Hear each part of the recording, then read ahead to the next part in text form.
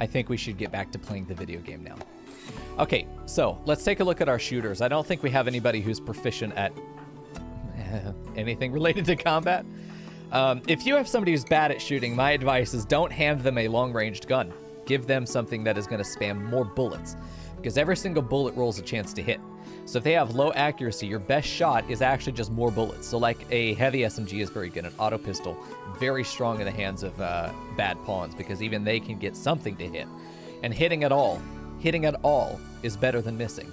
Doesn't matter what they do, even if it bounces off their armor. Okay, so what we're gonna do is give our best person, probably gonna swap, we're gonna be stealing guns very quickly. I think very early on, we might even buy some. I'd be willing to buy some guns. Okay, so we got shooting 1. Let's take a look at this. Lennon, not so great. I think Emil might be my best shooter with 3. Emil's my best shooter with 3. We'll give him 1. We'll give Lennon 1 as well, so the brothers can be long range together, because whatever one does, the other has to do. All right, Brains, we'll get... Who's our melee person? Was it Cordelia? No, they were Nimble. Was it Rion? Oh, it's Brains. No, it's Emil. Never mind. Emil is going to be the knife and armor boy. Emil is going to be knife and armor. Cordelia, or see, Brains. There we go. Brains will be the one to do the other long-range weapon. Rion with his... He's just here for the ride, man. Let's be real. Jesus Christ. Simtax needs an increase, you think so? Maybe. All right, let's equip the revolver, also known as Equip Goat. And then all these guys are ready to go. Let's do our basic setup here first to make sure that none of our materials are going to get fucked. Do we have 2 doctors? Hold on, do we have 2 fair doctors? We do have 2 fair doctors, okay. Hunting is going to be done by anybody with a gun, meaning not a mill. Crafting is going to be done by anybody with a passion for it. Research is going to be done by anybody who can. Cleaning and hauling are done by anybody who can. This is just our immediate setup. Stone cutting is something that we want to do early because we want to get out of out of wooden buildings as quickly as we can. Everybody can nurse. Our social people should be the wardens. I don't think we're going to need that many. You know what? God, Lennon really should be the colony leader, because he already can't do skilled labor. He can make art. That's incredible, and he's good at it. He'll be a dedicated artist / warden. Because if we're going to run a slave colony, then we need somebody who's good at social who can dedicate their time to wardening. And I think Lennon is perfect for that. There we go. Okay, so at this point, we want to just start looking at what our initial structure is going to be. And you know me, it's time to get jagged. All right, so I'm going to start building houses, I think, up against the edge here. We can dig in here and get more space inside the wall, but for now we want to build some structures outside. We will start with wood, because steel is going to be needed for other things, and we don't have any stone yet. So we're just going to stay paused for a minute, and we're going to get some initial things built. Let's figure out a dorm structure that we want to do here. I think I'm going to do a clover of 4 bedrooms at a time. Then we only need 3 dorms for the whole colony. There we go. So we're going to do like a 5. Oh, God, you know me. You know me. You know what's about to happen. It just about to repeat 5-3, 5-3 over time. You can't make oblong rooms because of me? What? I should be the one that has allowed you to make oblong rooms. What is wrong with you? Yeah, 5-3, 5, and then you do 1 and then 5-3, 5 on the other side. This gives you just a nice little corner to work with. And you might be asking, Miko, why not a square? It's more space efficient. Fuck you, idiot. This is why. You put a shooter right there, and he's got cover 2 different ways. Because I don't know when or what threat is going to arrive, I'm almost always going to be in a position where my pawns are kind of just wherever the fuck they are whenever the threat arrives. And if I see that there's a soldier right there coming around the corner, I finally spotted him, I've got a colonist right here. I can put one right there, and I've got a nice little choke point. Melee boy here, shooter, shooter. 2 melee boys, shooter, shooter, shooter right there. Maybe if they're getting right into that point. I got a lot of defensive positions against this spot right here. If I put a door right there is likely what's going to happen. And then I have another couple guys that can get into the back of this dorm, and then they can shoot up, open that door, and they can shoot anybody who's trying to take cover there.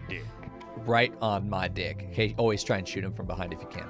Okay, so here's the deal. We're going to have this as a dorm. I think these bedrooms might be too small. I might need to increase their size. Let's just count right now. This is 16, 17, 18, 19, 20, 21, 22, I think. We want 25 minimum. This allows them to have a spacious room. So we're going to upgrade that a little bit. Upgrade this. So we're probably going to do a 5-5-5. Bear with me. This is going to be real big. We might do a 5-4-5 and then off center it. Okay, yeah, let's do a 5-4-5 and do it that way. Bear with me. Listen, we got to get this initial stuff set up. Otherwise, we're just going to end up in a real nasty position.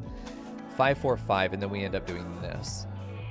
And then we have some positions in the middle. 5, and then 5, and then 4. Yeah, connect that. And then 5 down here. It's not quite as large, but it will get the job done. Okay. These corners are mostly just for defensive structures. And we can have that in the center. That's going to give us a more stable support in the middle. And now we've got this 26. 26 in each room, and it's only slightly larger. That's pretty compact. What we could do if we were really hungry for, yeah, no trait buying, nothing like that. Don't worry about it. The pawns traits will not change for the most part. I'm exploring mods that will let us do that in the future. But for now, that's fine. What's really nice about having the slightly oblong situation is that we can put a door here. The only downside of putting a door here is that only one person can stand beside it. Whereas if we put a door here and another one there, and we put one here and we put one there, we can have 4 pawns. There's a position there, there, there, and there to be able to fire outside this, and the enemy doesn't really like it. Where's the enemy going to take position to shoot into this doorway? Fucking where? Behind that tree? That tree? Fuck them. They got 4 people behind solid cover shooting at them. So that's pretty good, and we have one in each way. What I also like to do is increase our chances of being able to stay mobile between the rooms by also offering a door in between each of the bedrooms. This also helps with the temperature equilibrium between each other. I keep looking at where the camera used to be. Fucking old habits, right? So this dorm's going to be a little bit expensive, okay? So what we're going to do is say that that's our blueprint. Going to go ahead and forbid it for now. We don't want to actually use that. We know that that's where our first dorm's going to go. Second one's probably going to snug right there. Probably put our third one right down in this cubby. And then maybe have a stockpile right over here for stone and slag and stuff. Because we're going to be mining in this wall. This might be the start of our mine to get in here. I also don't know how big this is. I don't know if we're going to end up actually using this, so we'll see. I do think that the kitchen going over here could be a good idea. We want to farm on this, of course, but I think we're going to need to farm more than this. No, if it's all pure, then we're good. Probably just going to wall across here. I imagine that needs to be walled as well. I think we build our kitchen right where this building is, because we want it to be near enough to the... Actually, the kitchen down here would make a lot of sense. Dorm, dorm, dorm. Let's actually just blueprint this real quick, just for ourselves. See what the space is going to be. We know that this is going to work here. And we know that this will work right over here. This is a good spot for all 3 of these. And then, yeah, I've got room right here for a kitchen. Proper kitchen. All right, so let's go ahead and forbid all of this, all the doors as well. We're going to know that those are there. They're designated, but they're not being built. The first thing we want to build is our first common area. This is going to be our emergency storage room. This is going to be our initial barracks for the first few nights. It's going to be where we eventually move into making a kitchen, along with our dining room. That's the 2 things that need to go over here. Dining room needs to be as close to the dorms as possible, because then they will run to the dining room every morning to go eat, as opposed to trying to run to a different building. This means that every day we're going to get the mood boost of an extremely impressive dining room to start the day. I think it's going to be good. Probably we'll build a rec room down here. Maybe take this out and build a rec room down here, because they're going to start in recreation. They're going to go eat and immediately run over to the rec room across the field. And that gives them, I think, a plus 16 bonus to start the day out for their mood. It's pretty good. But we're going to have individual buildings for every different function. So here we go. I think I want it ultimately not be any closer than 3 to this next building. So let's just say that it's going to be a 5 there, 5 there, a 3. You'll do a 3 across, give it a 3 under, 3 across. We'll do 3 down. Let's do 5 down. This is going to fit, I think, nicely with the fields. That's going to be our dining room right there. Bam. We're also going to have a nutrient paste machine just in case something goes wrong. It's always good to just have one as a backup. If we hit a famine, if we get a massive blight, I won't know the blight is there until my colonists see it, by the way, and it won't even alert me once they do. I have to actually check on it. Blights are going to be brutal. So we have this space right here for a nutrient paste machine with a door into the kitchen. Okay. The beautiful thing about a nutrient paste machine is it can be part of the wall and it blocks temperature exchange. Not fully, but it functions as a wall in that way. So it can straddle the kitchen where it's going to be frozen and it can stay fully stocked all the time. And then the dining room where they can go and eat from it. Nice. So let's go ahead and get this one going. We're going to do a 5, a 5, and I think this is going to almost mirror on the other side, but I think we're going to give it an extension here because I know my kitchens are going to need to be large. And yes, they're large for pizza. And then we'll just do a 7 across. And I think that we could offer a door here at the bottom, but I think a door here on either side of this little spot is going to be ideal. We could put a butcher here, one. I almost want this to be one wider or one more narrow. Let's do this. Let's give it a proper rounded base. So we can have a butcher here, kitchen, and then a stove, and then a stove here. This one's be made for actual food. This one's going to be for supplemental cooking. Yeah, there we go. So that's going to be the idea. We don't need a pillar here because this is 6 tiles out right there in the center. This is covered by both walls. If I were to go any wider, okay, if these were to be any further distance apart, I would want a column in the middle. All 5 of these have to be destroyed before any walls will collapse here, so that's unlikely. If that's the case, listen, we got bigger issues. So here's a couple things that I want to make sure we get down first. Nutrient paste machine. See, 5 is going to be something I hope we can get quick, but it's not there now.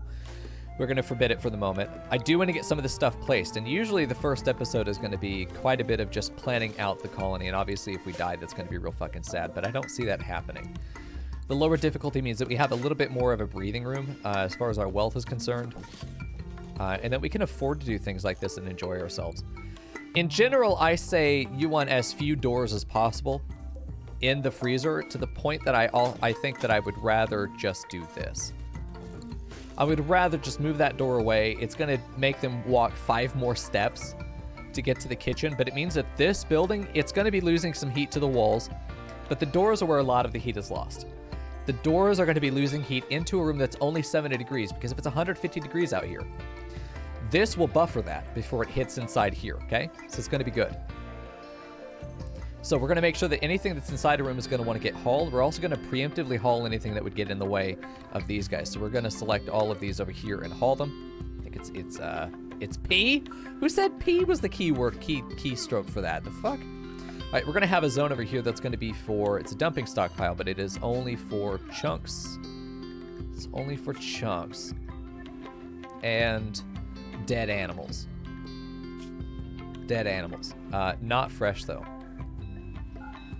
Not fresh. Animal carcasses and chunks can go over here. Animal carcasses don't cause any negative moods, so it's totally fine. Hey, TD Strange. So it's totally fine there. We got these. Let's go ahead and turn those off. We are going to build this building. This is going to be the first building we build. For now, it's going to also get our double beds, and we're going to do a double bed for every pawn. We're going to do a single bed for every pawn right now, because these eventually become hospital beds. So it's not a waste to build these. It's also much cheaper. It's not quite double to build double beds, which makes a lot of sense.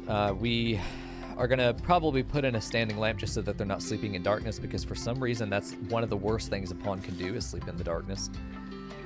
Okay, what else do we want immediately? Obviously a table. I do 1x2 tables usually for my dining rooms, and I'm probably going to do it like this, where there's going to be a table right there and one right there, and in fact, we're just going to place the one for now, never mind. We're just going to place the one table for now. And what we can also do is for recreation, because I always forget recreation. Here in the beginning, we do super stack our rooms. It's fine to super stack rooms, you know, if it's limited. The biggest thing that we want to avoid in Rooms of Our Lives is super stacking a room later in the game. We really only want there to be one room type for each building, if we can, or each section of the building, in order to avoid building a mega base that invalidates most of the fun of the game, in my opinion. Okay, so furniture. Yeah, we need some chairs. We go for actual chairs. We don't have any good builders, though, right now, do we? We have some people that will become very good builders. Welcome back, Fern. We do have some people that will become very good builders. Let's see. Let's just check real quick. We got 4 with a passion and quick learning. I think it's brains, right? Yeah, he's going to be our constructor. Let's just do simple stools right now. They're cheaper, and because they're going to almost certainly need to replace all of these. It's better for now just to get the 2 right here. And I could put...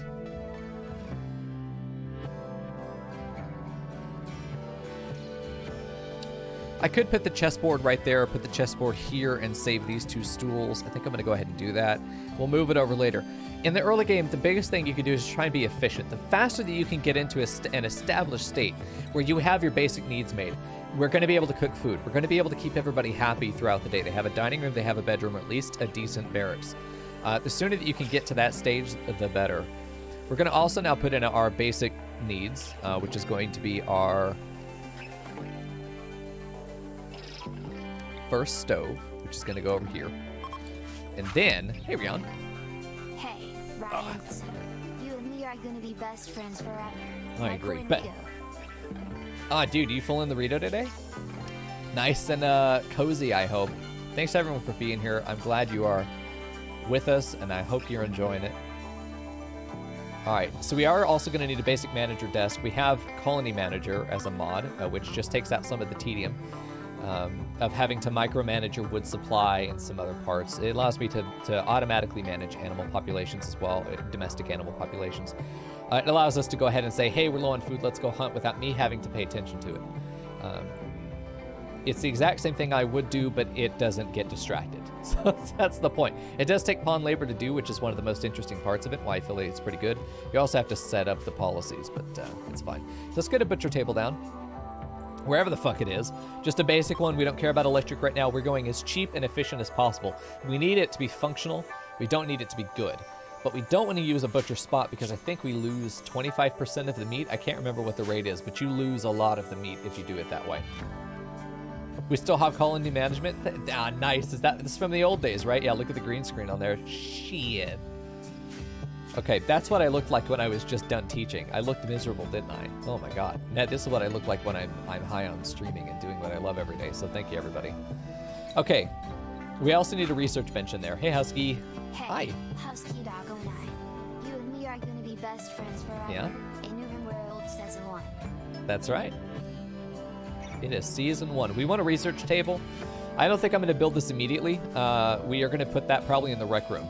Hey, Azarine. Good to see you. Welcome, everybody. Okay, let's... Yeah, my crops are watered and I'm flourishing. That's exactly right. We also want a stonecutter table. We want to get out of wood tech as quickly as possible. I say as quickly as possible. It's an exaggeration, you know. It'll happen. Last step that we need to do before we can unpause is to get our soil put down. So let's use this beautiful I bleed green overlay, and let's do some Utah planting.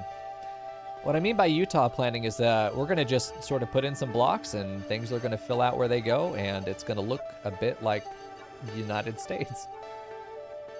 Let's just do a little bit of this. Oh, nice. That's gonna be good. It's not perfectly efficient because obviously we're not using every block, but you know what? In the real world, they also don't do that. They don't plant up against each other. It's one of the worst things you can do. You want to have some nice crop division, and that's what we do. The whole point of Rims of Our Lives is not to try and impress you by how good we are at the game. We don't have to try to do that.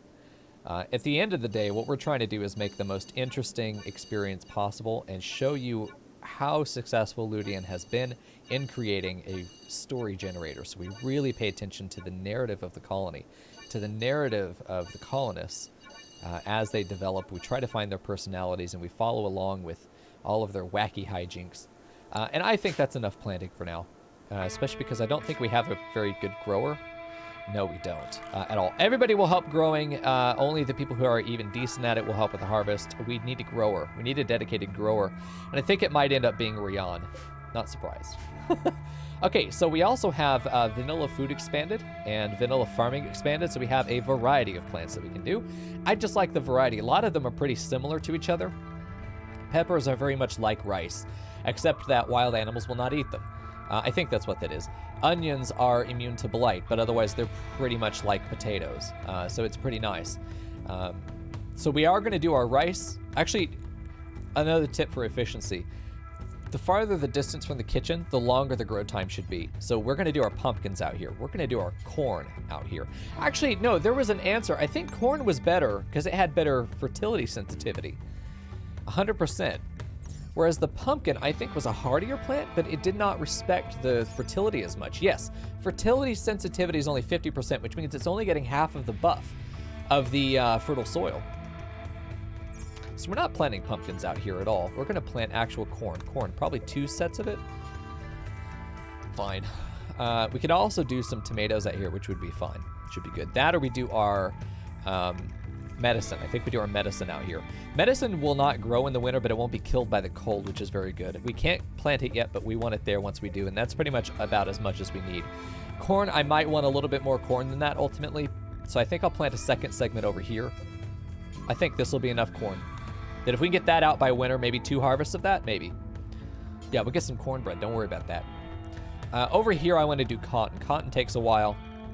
It's very important to get it down day 1 as much as you can. Here, I'm going to start putting in potatoes are great. Let's do potatoes. Let's do some pepper so we can make some salsa. We got a little section over here that I think might be good for peas. We got this guy over here that we're going to do for rice. And down here in this small boy as well. Let's see if there's any other. Drugs are prohibited by our ideology, so we're not going to worry about that. We could do coffee, kimroot. Kimroot is from the Settlers mod from Oscar Petoskey, Faction Expanded Settlers. Fiber corn would give us hemp as well, which would be another textile. I think that we go for tomatoes and see if... maybe not. Peas, onions. Do we do onions? I think onions are pretty quick. Eggplants? Let's grow some dick. Why not? There we go. Did you say that out loud, Don Cornbread? There we go. Okay, so I also like to hide these zones because I think it is just so much cuter when you don't have the overlay. You do see the label, not once we've planted, but you'll be there.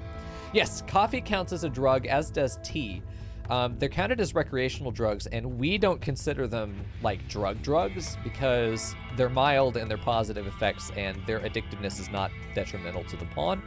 But mechanically speaking, the logic of the game says I have ingested and taken a drug. There's no difference between coffee and hardcore cocaine to them. Which, for many people, I'm sure that they would say their experience probably isn't that separate either. So, okay, we are going to build our common room. We've got our plants being put down as soon as possible, probably in 3rd or 4th day, which is fine. I do think I want to go in real quick and say that our good planter should be growing first. We only have the one builder, that's going to be Brains, and I want him to focus on that as well. Any mining we do is going to be your job. So Brains, after you do that, we don't have a researcher, do we? Interesting. I might make Lennon our dedicated researcher. You're going to make Art. Art is going to be actually very important for us to get up quickly. You're going to also Warden. Nurses are going to be tier 1. Doctors are going to be tier 1. This is stuff that must happen as soon as possible. Being a patient is tier 1. Firefighting is tier 1. For the doctors, being a patient is tier 2 because they can take care of each other. If I only have one doctor, they are first tier patient. If I have 2, theoretically, unless both are injured, one of them should be able to go rest and the other one comes and takes care of them. We never want both of our doctors in the same position. We never want both of our doctors in the front line. I try to keep them as far away from the action as possible while still being able to contribute. Okay, bed rest is something that they need to do as well. If they're sick with the disease, I want them in bed where they're getting the benefit of an increase to their immunity gain speed. Case evac, or cast evac here, casualty evacuation. This is a mod that I was planning to use because it allowed us to have multiple pawns grab a downed ally and multiple together running to get them to not have the movement speed loss of carrying somebody. The idea is fantastic. In reality, it doesn't work the way I want it to, so I'm going to be dropping it. So we're just going to ignore this for now by getting rid of it. Right. They won't both get the plague, but if they do both get the plague, we'll just do some manual swapping around there. It actually does not tell me if they get diseased. It does not tell me if they get the plague. It doesn't tell me if the animals get the flu. It does not tell me about disease outbreaks at all. So we're going to have people die of something, and we're maybe not going to know. So what I'm going to be doing every now and then is checking the medical tab because it will tell me of any chronic issues they have or any short-term issues that they have. So I'm just going to have to check on that every now and then. No blight warnings, nothing. A pawn has to go and actually look at the plant for me to be able to see that there's blight on it, and then I have to realize that's blight, and I have to go fix it. It sounds a lot more brutal than it is. For somebody with my experience, this keeps the game fresh. So, it's good. Don't worry about it. Don't worry about it. We're going to do some plant cutting. We're going to already cut most of this, but in case any of the trees are in the alleys between the crops, I want to make sure that those get marked as well. We're going to cut these bad boys down because we're going to need a big initial wood supply, and the 2,000 that we dropped with will not be enough. Quickly, we'll run out of that.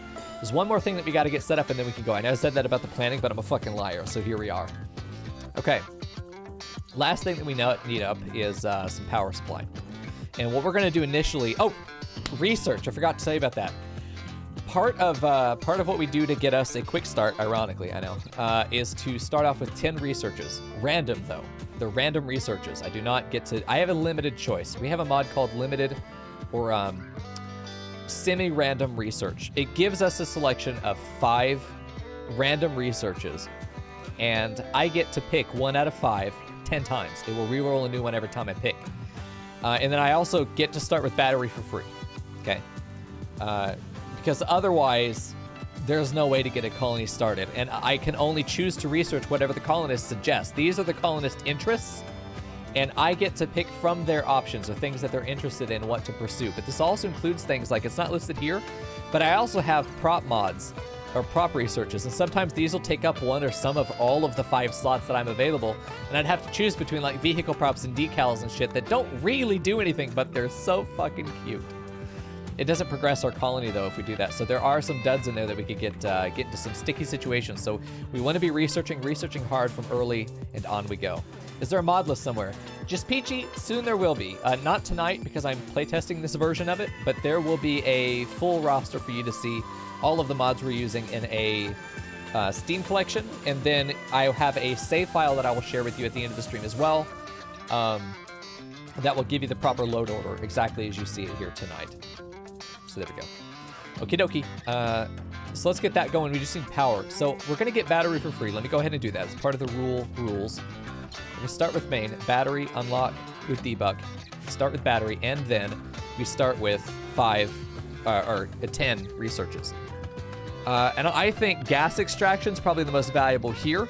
To start with, it's going to be a nice boon. That means that if we find any helixine, we can use it for different things. And there are a lot of things that having access to the helixine gas means that we're going to be able to skip a lot of the electric power that we're going to be sacrificing on things like lights and shit. So it's going to be good.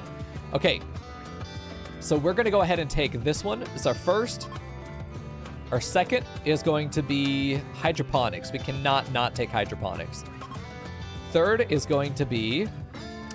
Ooh, okay. Artisan furniture is nice for building up a royal room, but it isn't actually necessary. This is from Vanilla Furniture Expanded.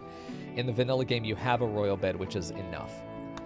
The watch telescope is nice because if a pawn stands on it, it gives them a much longer vision range for the fog of war. If we're in the middle of combat and I have a defensive position, if I can put one person on a watch telescope, I can see the field much better.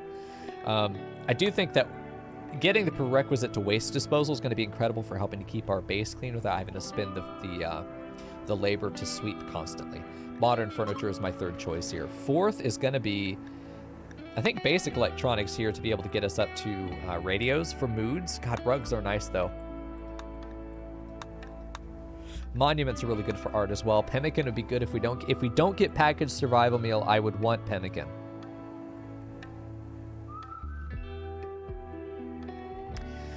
Basic electronics is nice. Pemmican is a... Here's the thing, though. This is number 4. I've got 6 more chances to get, like, packaged survival meals. Let's go basic electronics. I feel like the odds are in our favor here. Canning, watermill generator. We don't have a river. Pottery, fire foam. I feel like fire foam is a safety. Let's go for fire foam for our 5th. Okay, and for 6, here's props. 6, we're going to go mending. This is great. Now we can maintain our material, our equipment if we just sacrifice, pemmican again. If we sacrifice some steel and some cloth, we're able to maintain our gear, which means that if we find really nice equipment, we can set up policies that allow us to retain them, which is nice. It also allows us to start breaking stuff down. So we're going to take this for 6. For number 7, oh, solar. Plant props, statues. Yeah, how do we not go for solar here? This is for 7. For 8 is going to be... You're starting to see a lot of props here. If I don't start taking some props, then we're going to have an issue. But because they're only 800, I think some casual wear could be good and get some people... I don't know. This isn't necessarily helpful. I don't necessarily care about the formal wear either. Let's take a look at what our options are after that point. Casual wear goes into formal wear. Does not go anywhere else. What I really want for attire is military clothing. Prerequisites are work and sterile attire, so it does not need casual wear is its own thing. I don't see us necessarily using this. Sunglasses are nice with a helmet, but we'll see. Yeah, ultimately I'm going to want to go for geothermal power, but if we can have batteries and solar, then we can operate for quite a long time with just that. So for number 8 here, I think I'm going to go colored lights, kitchen props. Should we get a prop? Should we do some props? I feel like carvings would be good. Pillars are so nice for replacing actual support structures with art. I'm gonna go carvings here. Let's go for carvings for 8. For 9, we're gonna go, God, condiments. Farm props again, industrial props. Let's do farm props. This is for 9. Gunpowder goes into tech that we're not gonna need to use. Here we go. This is 9. And then 10 is going to be carpet making or sterile attire. Oh, carpet making is so nice. It gives us such nice flooring options that don't require wood. We have debug on because there are a lot of things that we need to be able to do as the game manager, as the DM, as the dungeon master that require us to have debug on, such as getting our free tech at the beginning. Sterile attire sets us up for military clothing, which gets us some really nice jumpsuits. Jumpsuits are very good to get everyone equipped into the same gear. That ends up being, it's one clothing object that covers everything from the neck down. It's so good. God, the carpet's so nice though. There's 10. So now this is our tech. Whatever we do from this point has to be legitimately researched. So this allows us to get sort of a boon going into the early game. Since we only have up to 2 weeks of streams to be able to actually play this colony, we're limited. We want to not spend the first three episodes just being in the early game. Now, obviously in this first season, it's taking me an hour-ish to actually unpause the game. And that's because there's a lot to explain, and it's my first time doing it. So bear with me. So I really do think that a makeshift weapon tech right here, I like the idea of sterile materials, mostly because it gets us up to hospital bed potentially sooner. Sterile tiles are good, but ultimately not necessary until late game. They're an expensive luxury that we cannot afford, on top of already being flooring. Ugh. Cycloid brewing doesn't make sense for our colony. Planting trees doesn't make sense in a forest. If we were in the desert, I would hammer this right now to be able to get trees, but right now, not so much. I will want to plant decorative trees. I will want to plant fruit trees as well. But for now, we're going to skip it. I mean, go for makeshift weapons because we have no way of making any weapons until the colonists allow us the opportunity to get gunsmithing, smithing, machining table. I have to have 3 other researches before I can make anything past Neolithic weapons. This makeshift weapon right now allows us to just craft some bullshit that gets guns in people's hands. I would love to have a makeshift SMG or a makeshift rifle for all these people that don't know how to shoot. Give them a makeshift SMG that shoots more projectiles. I think we're going to go for the makeshift weapon tech. And now it's time for power. So now we have some more options. We can't build the solar panel, but we can build some windmills, and that's going to be what we do early on. Hey, Sinestia, welcome back. Long time no see, friend. So we can't make use of the any of this, and we don't know where any of the Helixene is. There are a couple things that we always want to have running on Helixene. The reason you would put something on Helixene is that it cannot be killed by a loss of power in the rest of your colony. If they destroy my wind turbines or we have a event that takes out my batteries, they're still functioning because they're being pumped by something from the earth as opposed to electricity that has to be generated. So we're going to want to do Helixene for our central survival tools. It's going to be the kitchen. It's going to be powered by Helixene. We're going to have the furnaces, not actual temperature furnaces, but we're going to have the cremator, and we're going to have a cremator that's based on Helixene as well. And there are going to be a couple other things that we hook up to it. But for now, we need to get standard power, and we can plant these turbines near the fields. We want them in the middle because these are going to be immediately taken by raiders as targets. As of this patch, actually, you can walk through turbines, which I think is incredible. But you also see how nicely they fit kind of into the cup of the territory here. kind of into the little bowl of buildings that we have going on. And it doesn't hurt anything for us to have these guys here because we're not going to plant trees in these areas. And if we want to walk past him, that's not going to be an issue. I think that I could place this guy right here. I don't really want to take out that space, though, and I want to use this for a rec room. And oh, man, did we put another one here? I think we could put another one right there. I think that's safe. Probably want to rotate this, though. At least have them all facing the same direction. I think will be cuter. Put the majority of their face going over the field. Okay, let's get our power conduit. I don't have anything like invisible power conduits. I kind of want to, but I think it's also better for viewers to be able to just directly see where things are. I also, as much as I can, put the power lines into the walls so that we don't see them. They are -1 beauty per tile, and worse. I don't like looking at them, so there's that. And I'm just going to get my initial power routed up here. We're going to be turning and forbidding most of this off, or forbidding most of it.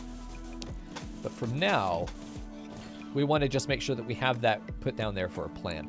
We also want a battery or two, and I'm going to put these in the kitchen for now. They can be moved. Have we unpaused yet? No, we haven't, Leandre. Fuck you.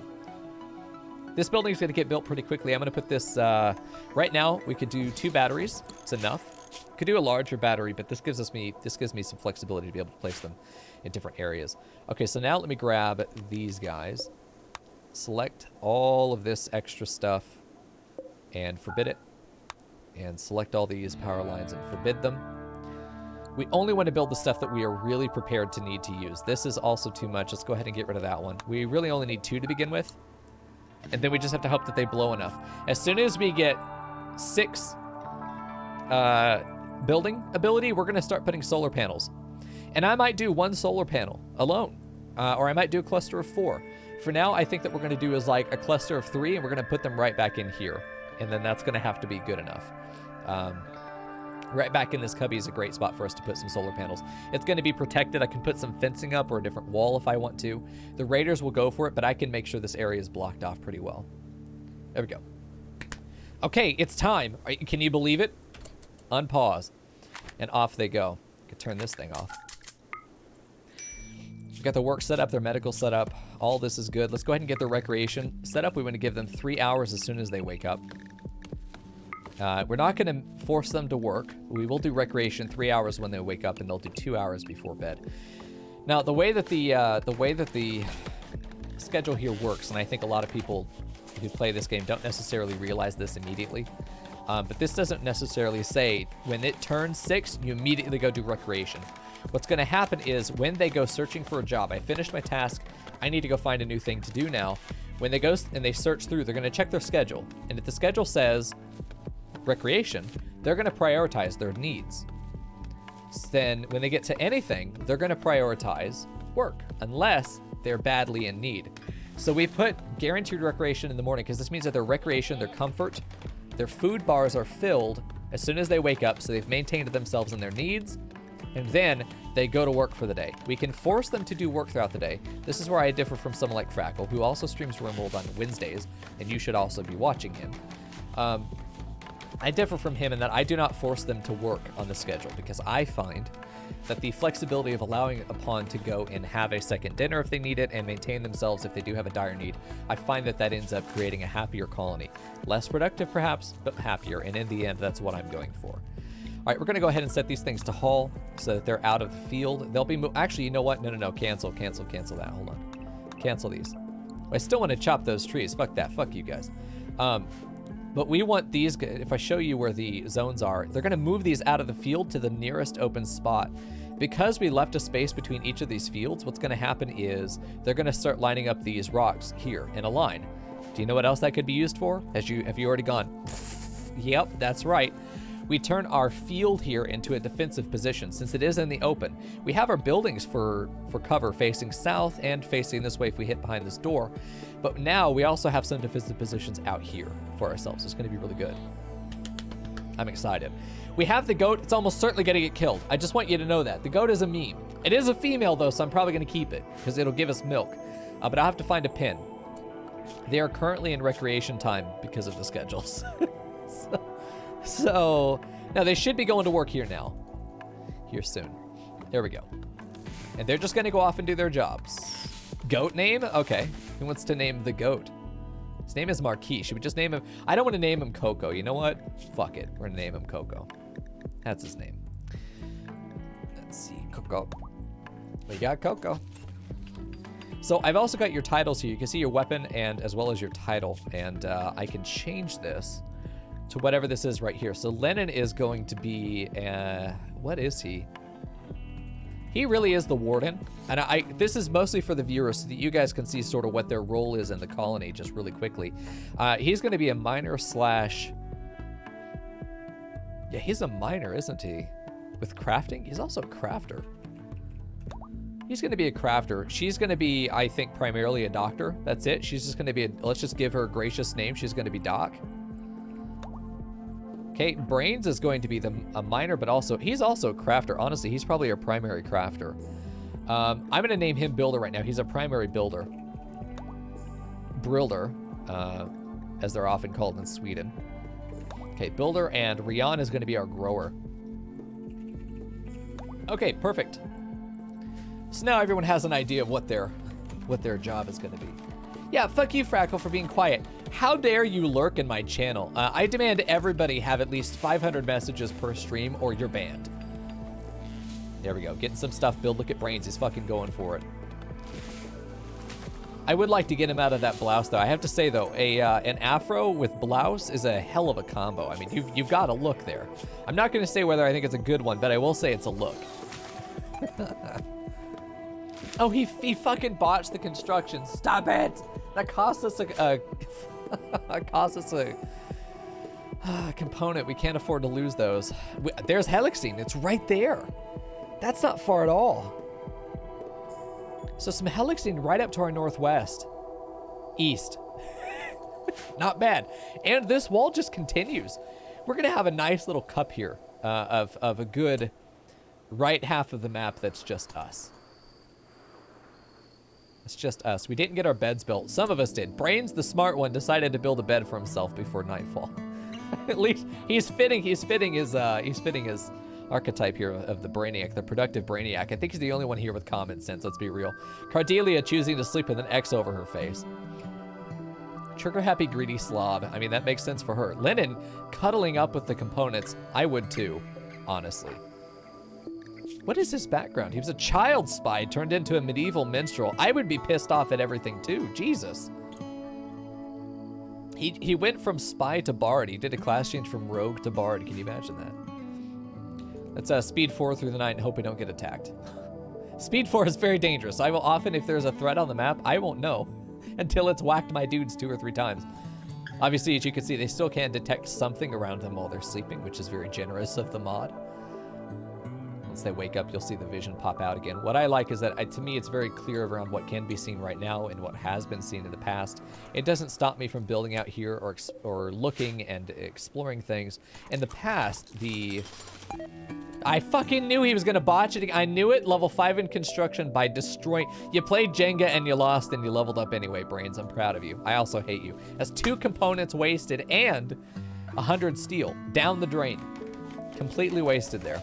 All right, colony manager is set up. I'm gonna let them go and I'm gonna set my thing here. I want them to hunt, but not now. We're gonna pause this. We're gonna have them hunt until we have, 500 is fine. You know what? 500 is good. That's a perfect amount. Don't care if it's reachable. Any of these options with the clock there, you want to basically always turn those off. There's almost nothing. Let's see. We want herd animals.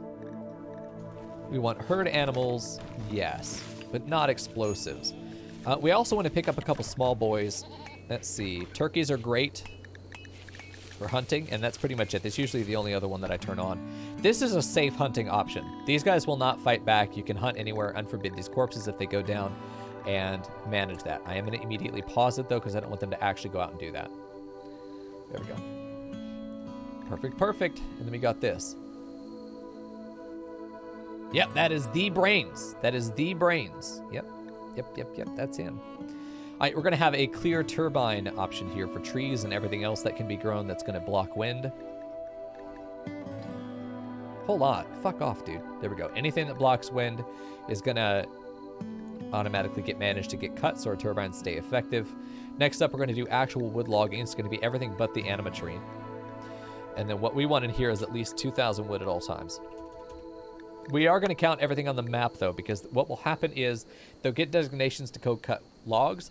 If those logs aren't hauled into a stockpile, they will tell you to go designate more. And you've got 15,000 wood on the map, but it's not in your inventory, so they just keep designating more. What this means is that we're going to say, okay, we just need to go haul it, but it's been produced. Only fully mature trees. There we go. We'll manage that as well. We don't have anything else over here that we need to do. We can't grow heal roots, so what we're going to do is forage. Mature plants, and we're going to try and say have 50. I think 50 is a good amount. Perfect.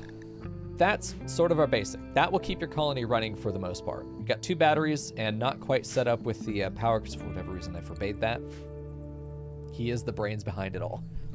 He has a Patreon, by the way, if you didn't know that. Brains has a Patreon as well. If you want to support his prolific work in not only RimWorld, but in some other games that he's worked with in the past as well. The man is a well-respected and incredibly prolific member of the RimWorld community, so. When did 50 turn into a funny number? I don't know, dude. It's just 50. Hey, there we go. This room is done. We've got beds for everybody. This is, what, day 2? Day 2, everyone's got beds. We have a dining room. It's shit. You may be asking yourself, Miko, why don't you have a floor down? Fuck you. Floors are awful. Do you like losing or something? Is that why you build floors? Okay, so I see idle pawns. So the plan is we got all of our plans down, and then when I see idle pawns, that's when we start using, that's when we start building our dorms. So now we can go into allowing selections, and we can start doing the next phase, which is this. We want to go ahead and get these things. Let's see, select. Go ahead and get these things hauled, get them out of here. I need to set down an early stockpile. Day 2, we get our stockpile down. This is only for perishables. Clear all. This is only for perishables. Food goes in here. Manufactured items go in here. Raw resources do not. Items go in here. Weapons and apparel go in here. Buildings do not, because buildings do not decay outside. So if we had a minified geothermal vent for whatever reason, okay, that stays outside. That's fine. Set the statues, okay, sculptures stay outside. That's fine. Okay, so we want in here fresh animal corpses, mechanoid corpses. For now, we'll leave the humans outside. We do not want rotten, but that's what goes in there. That's it. There we go. Yeah, I was really interested to see, because the ability to drag your colonists to lay them out in a line in a formation. There we go. Okay, now we can move this over. This is still not connected somehow. Let's reconnect this. Because this hadn't been built yet. Brains, damn it, dude. Get over here. Give us power. And light. There we go. Very good. We've got a little bit of recreation up there for everybody. They've got a bed. We've got a decent barracks. We need to get this hauled out here because we don't want items. We don't want items in the... we don't want items on the floor of the barracks because it's very ugly. If we look at a beauty overlay, it's -5 for that. The batteries themselves aren't great either. Probably should get rid of those as well.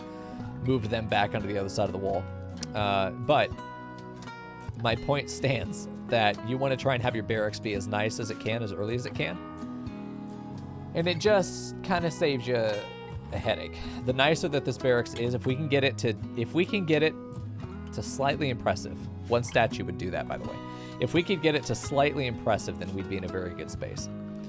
Okay, and we're going to do an art bench out here, and this is going to be for Mr. Artiste Friend to be able to go and make art for us. Lennon is supposed to be our artist. He's not doing anything right now because he can't.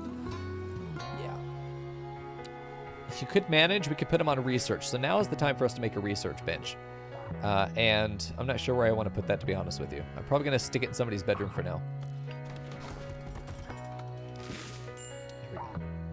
Need food hopper. Oh shit, he was able to build it. Nice. Okay, so until we are able to make food, and here I do simple meals at the beginning, and I do until about 50.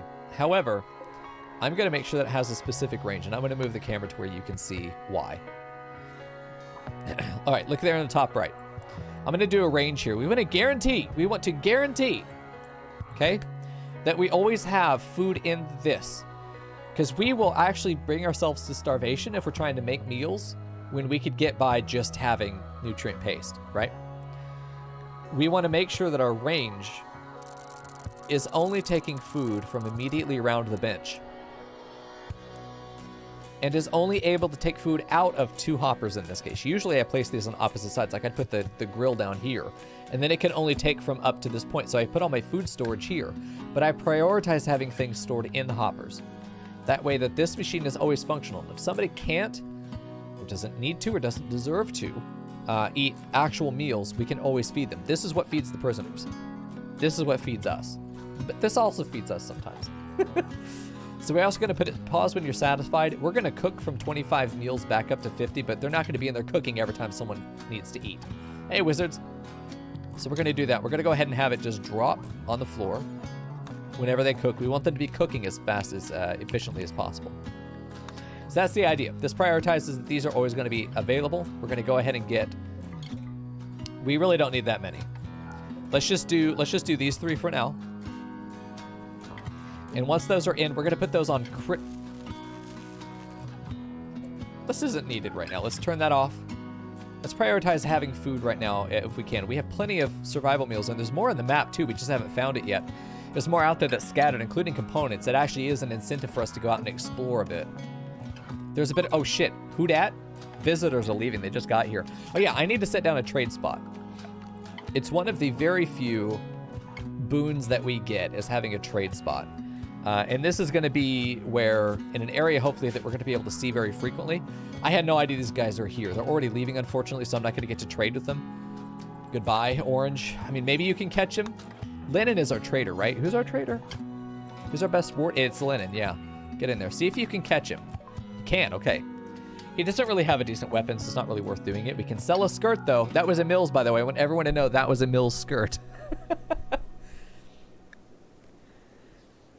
There's nothing I want to buy here.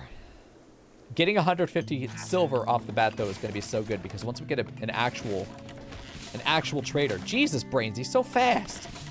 Look at him go. Jesus, what is his skill, by the way? He's already up to 6. Wow, we could build Zolar. Yeah, I know you lost your skirt. We had to sell your skirt, man. Usually you sell what's under the skirt, but in this case, we got away with it pretty easy. All right, there we go. We got 1 bedroom ready. We are going to move this over. I think Brains deserves it. Okay, honestly, though, really, you do. It is Brains. Usually, you'll do it with whoever generally has the lowest mood because just having a bedroom at all is better than having a barracks. We want to get the art bench set up quickly, though. I'm going to actually take Brains and make sure that the art bench is set up because Lennon, right now, every time they're idle, that's wasted. That's wasted. I can't do 2 things at once. Look in stockpile. Okay, we're going to add art to this stockpile just so that we can check the supply. And the way that we set up art is that I want them always working on it, but I don't want them working on it forever. If you say do until X on art, it will count installed statues. So that's a problem. That way you have to keep increasing the number. You might as well just commission 1 independently. What happens here is I can make 2, do until 2, 3. Let's say 5. Let's say I want 5 in the stockpile at all times. 5 normal or better with only allowed ingredients, and I want to be working with wood. Wood statues are fine. If you have a normal wood, large statue, you put that in a 25 space bedroom or larger. It will make that bedroom slightly impressive. A slightly impressive bedroom is, I think, +5 moodlet for the pawn all the time. It's just good. Why would you not do it? And if you have a pawn like this that can do art or can only do art, in our case, why would you not do that? This is where you get impressiveness. Do this instead of building floors. Because your floors are not as helpful as you think they are. In fact, they're hurting you. We're going to make it where only Lennon is doing it. He's got 9 art skill right now. We want to put him to work. Brains continue to do God's work. Let's also make sure that we have any stone block. What do we have on the map right now? We have granite right near us. We have slate out here, but I really like where these are right now. I think that we're going to be building out of granite. A lot of our local stones are granite, so we're just going to say, we're going to go ahead and pick granite for now. I say do until, I say 1,000 for now. Let's just do 1,000. That's a lot of stone cutting. Emil's going to go get to work on stone cutting. This is going to be something where maybe our second or third dorm we can set into stone. But the first thing that we want to stone, also known as fireproofing, is our kitchen. We want to get out of wood base as quickly as possible. We'll build new structures out of wood if we need to, but we use the replace stuff mod to pop them into other structures. The only downside right now of having these doors in between the dorms is that obviously they'll run through other people's bedrooms to get to other bedrooms. We forbid those. The only time we ever need this is if we're in a combat scenario and I need everyone in this dorm to get back into this room. Everyone who lives here can stand there, and there, open this door, and the entire thing turns into a pillbox. So nice. Okay, so we've got some stones ready to go. Oh, they're having a conversation. Nice. Oh, look at Neil being all optimistic. Then there's Lennon, dude, giving him that. They really are good brothers. Look at this. What a fucking cute little relationship they have here. Emil's like, it's a tough situation, but I feel we can handle it. And then Lennon, like, pat him on the back, like, you got this. We're gonna be fine, buddy. Well, fucking look at that. It's so cute. That's so cute. A little brotherly bonding as they work on their different sculpting. He's sculpting wood into statues, Emil making bricks. The two are fucking inseparable. Incredible. They even sleep next to each other. Okay, it's kind of getting a little close there. Rian, who has no pants. I see you turn. I saw that crack, though. I saw it. Okay, what needs to happen is I need to make sure that anybody who can manage, we're going to make Lennon the manager because he's going to be the most free. We're going to make him the manager. We also need to get our beds moved in here. I think that we're going to do Rian. Maybe we do Lennon and... Who's going to be the one dumbass who gets to live in here? Fuck it, it's Rian. I normally don't like having these bedrooms all symmetrical. But for now, that's what we're going to do. Once we're in a position to do some vanity building, maybe episode 2 or 3, we'll do some vanity building and we'll be able to come back and move their beds around once we get the double beds and stuff. Move their beds around, give them different rooms. Give them different rooms. Make their rooms look personalized. We're building them from scratch. We should be able to pretty comfortably... Oh, one last thing. We should be able to pretty comfortably make these guys look like they got to build their own bedrooms. We should make it look that way.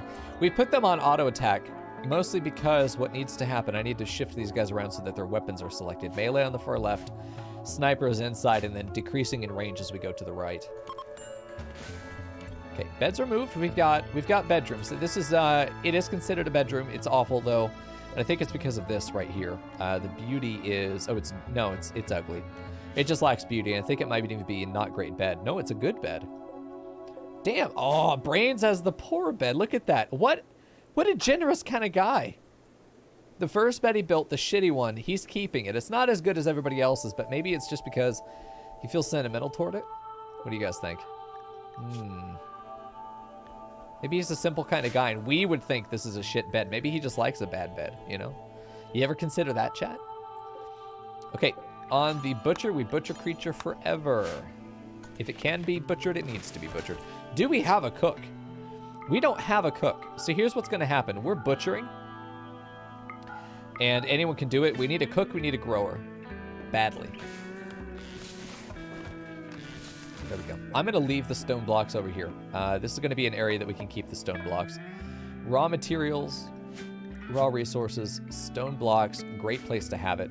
Let's also have our jade, all of our valuables over here, steel, silver, uranium. You may be thinking, Miko, why would you put that stuff outside where the raiders can go and grab it? Because when they decide to steal from you and run out the map, they stop fighting you for the most part. So it's actually a bait. Because while they're running, we're chasing them down to get our money back. And nobody runs faster than when they're chasing money down.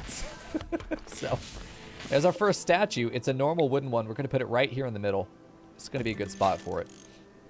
I'd like to build the rec room next. Maybe get this moved out somewhere. Might be worth putting a floor down here eventually, but not this early. But if we can get this to be a decent room. Oh, yeah, it's time to name each other. I forgot about this. There we go. There we go. Well, that's nice, Brains. That's really nice. Well, your character is living up to that philosophy there of what we would just call humility. Let's see, we're going to be... God, the Heirloom Federation, Jesus Christ. Are we a federation? What's the mood here in this colony? I honestly feel like we're just people camping. I feel like the mood and the relationships of these people is just basically, we want to set up a new, a new area. I don't feel like we're a militaristic society. Hey, Piki Piki. I don't feel like we're a militaristic group. Nation of 9. Well,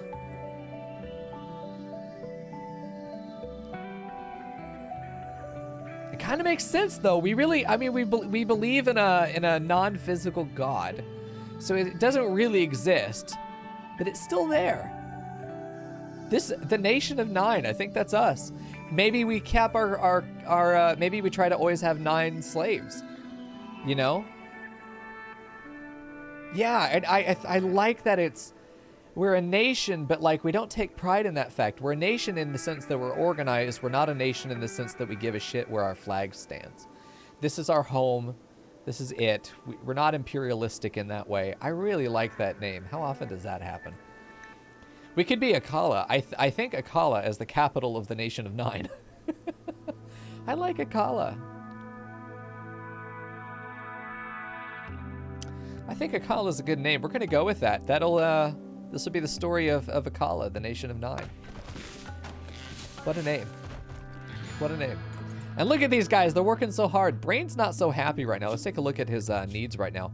Lack of beauty and lack of comfort. This is because he works on his feet. Oh, he found some food. Hell yeah. And a drive-in movie theater. There we go. Perfect. Who the fuck is Eel? Get away from my rice, you bitch. The tribe of Gatribabwa. We're gonna call him Gatribabwa. Here's our relations, by the way. God, even the guys that are supposed to be, they are neutral. They're neutral. Neutral's -75, so they're not trying to kill us. Where is Gatribabwa? -16. Okay. We could make them hostile. They're a nudist tribe. I don't think I would mind fighting a nudist tribe because there's one thing they'll never have is armor. Hey, Thrall. Yeah, the new ruins are great, are they not? Oh, it's so good. Hey, Flat Rice Noodle. Nico, back to RimWorld? Motherfuckers, check out my YouTube. There is a full string of announcements for changes that we're making going into September. I really encourage you. Go check out all of that. It's a 5-minute video. It's straight to the point. It gives you detail of everything we're doing tonight and we're doing from this point forward. So yes, Nico, back to RimWorld, and not just for a little bit. Don't worry about it. It's good to see you guys. Welcome, everybody. Yeah, a slave opportunity, but here's one of the bigger things about the identity of our colony and the story ultimately that we're telling here is what kind of people are we? We value slave trade. We value owning slaves. That is part of our ideology. However, it's honorable to do so. I believe that we would see it as a service, and this is the exact same argument that IRL fucking slave traders used, is that it would be a service to take these tribal people and give them civilization by force. Force upon them the burdens of civilization. To quote. So I think our colony, as it's set up with the ideology, I think that we would see these people and go, oh, you poor things, you don't even have clothes. We have room for you, but we don't have a prison yet. I think this is sort of our first encounter.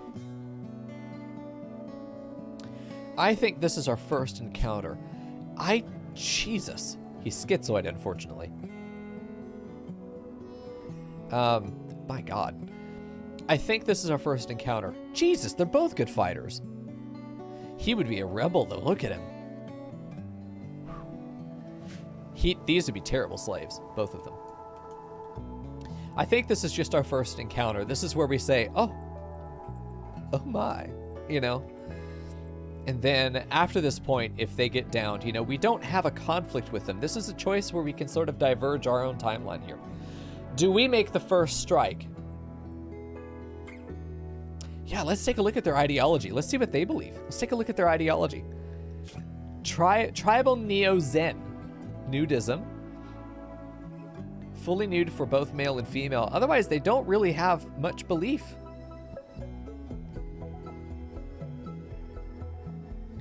They don't really have much belief. They love iguanas.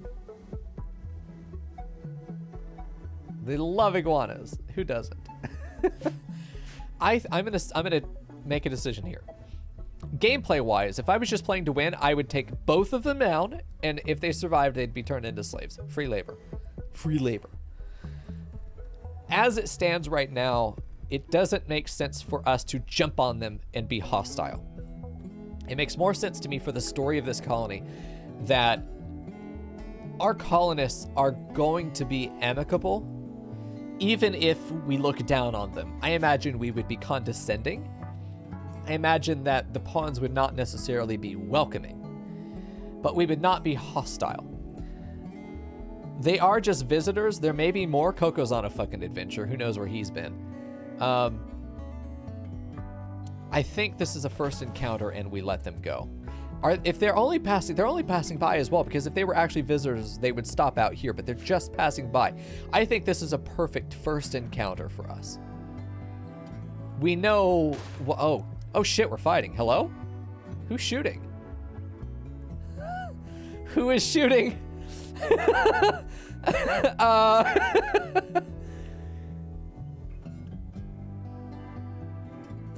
Who's shooting?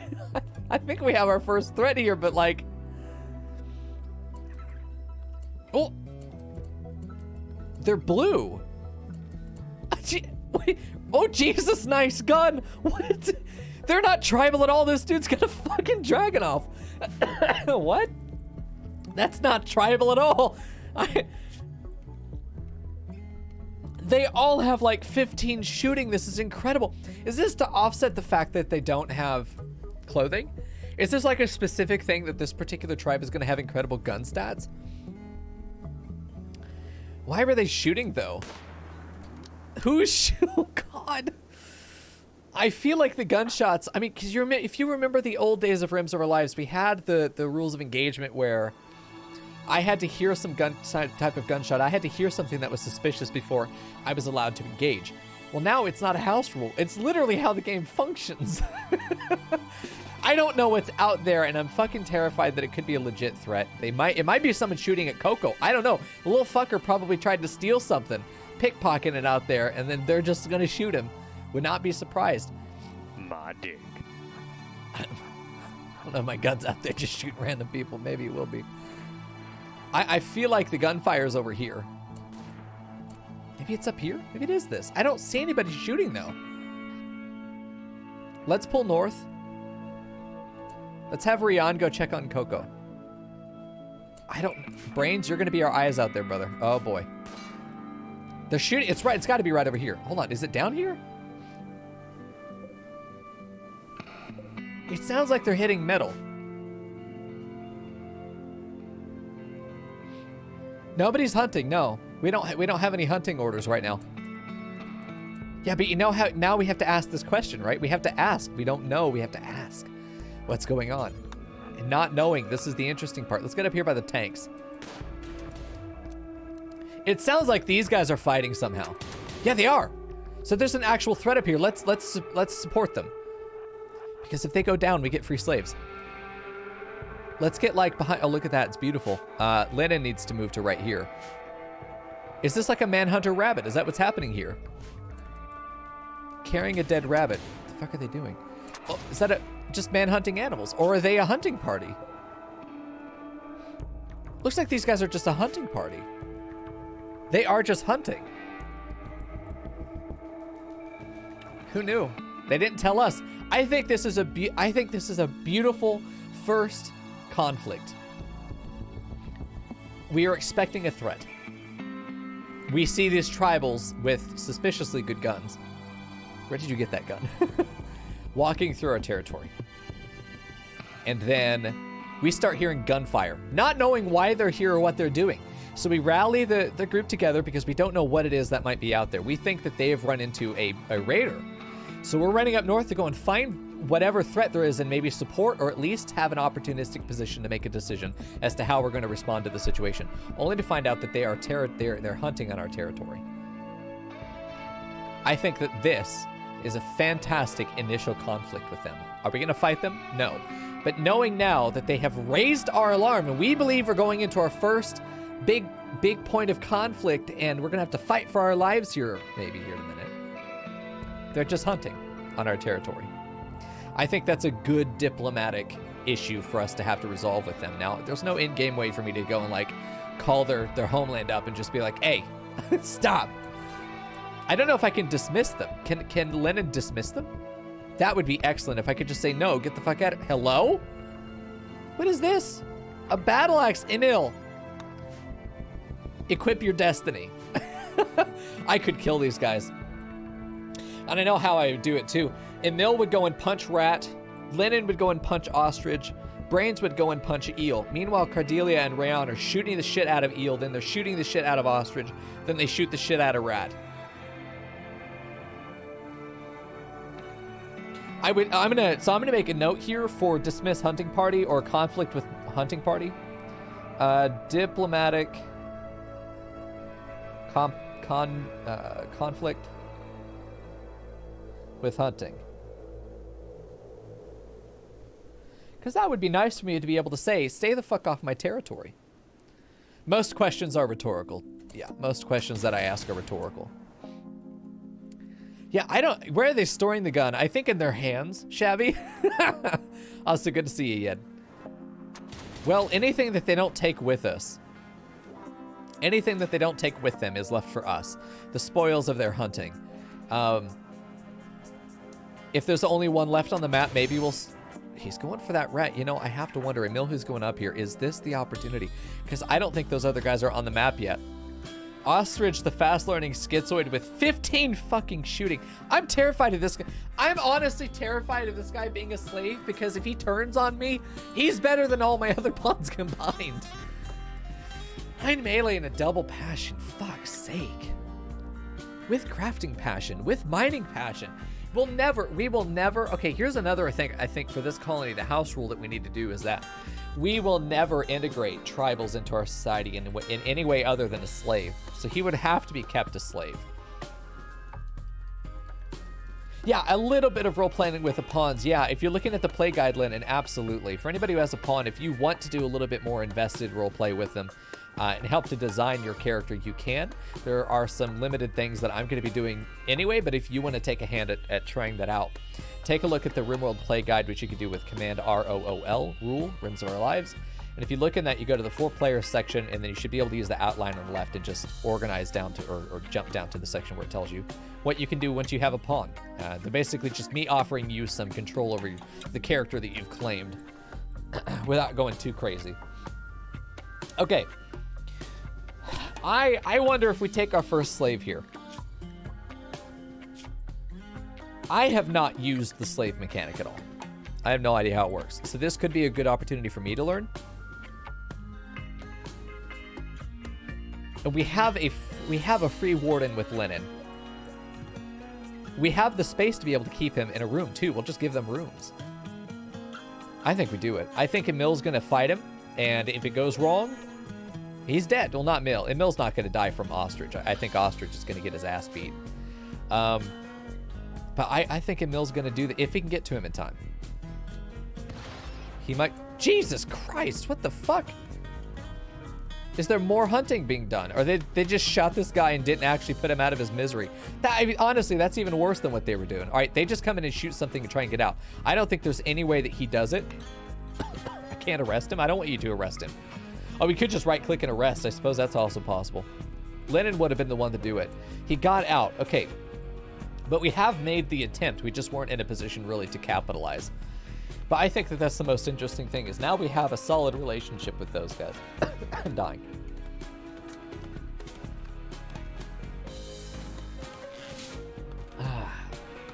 Okay. We have plenty of food. Our batteries are getting some charge, but not much. It would be very wise of us, I think, to get a solar panel or two down while we have access to them before anything goes wrong. We'll do a little bit of mining there. Put a space in between each of these, I think. We're going to go ahead and set this to mine as well. This is also a pretty decent size rock. I don't know if it might get thin through here. Like, we don't know exactly what's going to happen. But yeah, blue is still on the map. He's got a sniper rifle. 15 shooting, 10 mining. Insatiable. That's fine. I don't care what the slaves do to each other. Wow. 70% move speed on the slave is great. Global work speed is half, though, but he never sleeps. Jesus.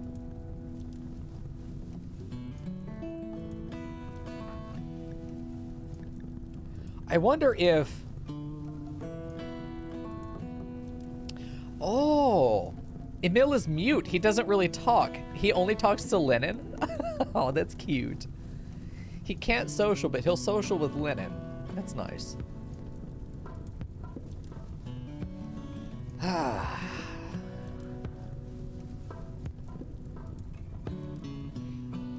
Our pawns will be happier if we have slaves. They are going to be unhappy, -2 across the board, as long as we don't have slaves.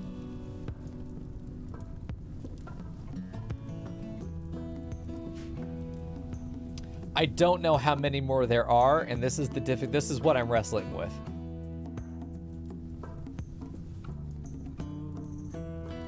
There's Vulture. He's getting that. I mean, cooking, intellectual. Can we force a slave to research?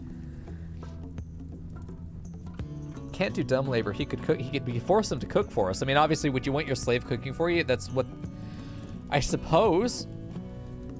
A rebel brawler, though. Jesus Christ, we got 2 rebels in here. An insatiable insomniac with 10 mining. He could do all of our mining for us.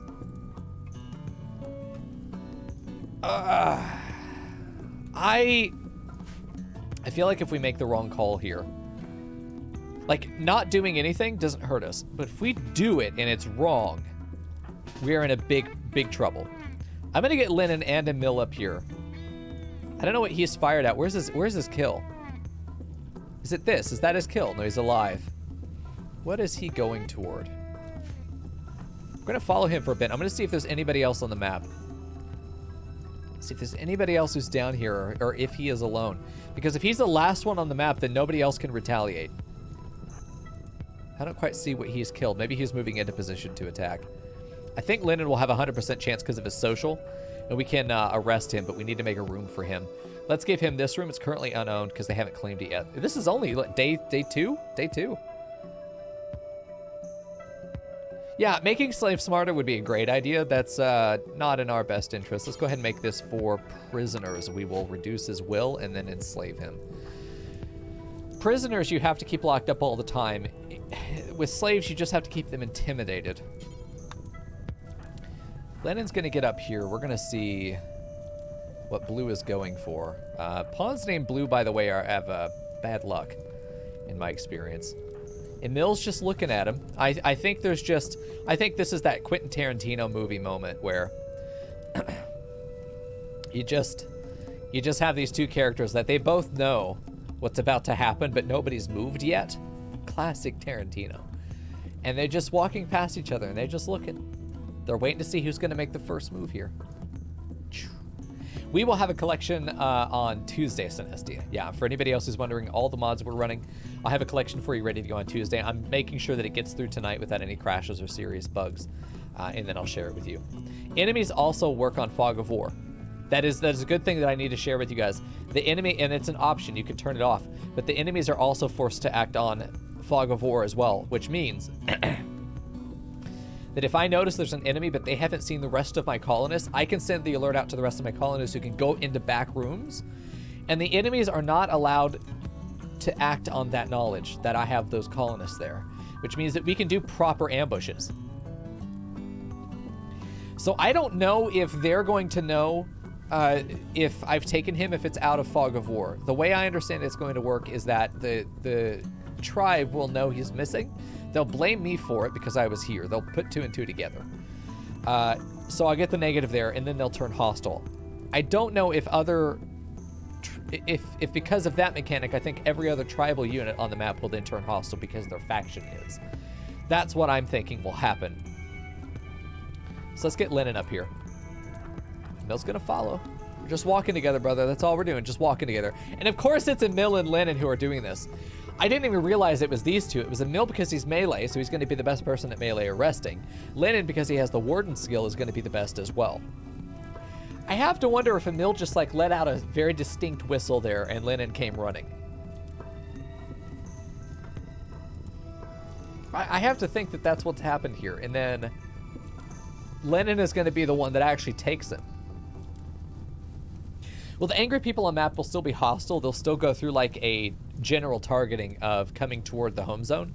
But then they will start identifying targets once they get to that point. That's how I understand it will work with the Fog of War mod. So we could grab him and run back and then ambush whoever is still on the map. I think that we could take the 1 or 2 people that might be left, if there are any, but I don't think there are. It's possible.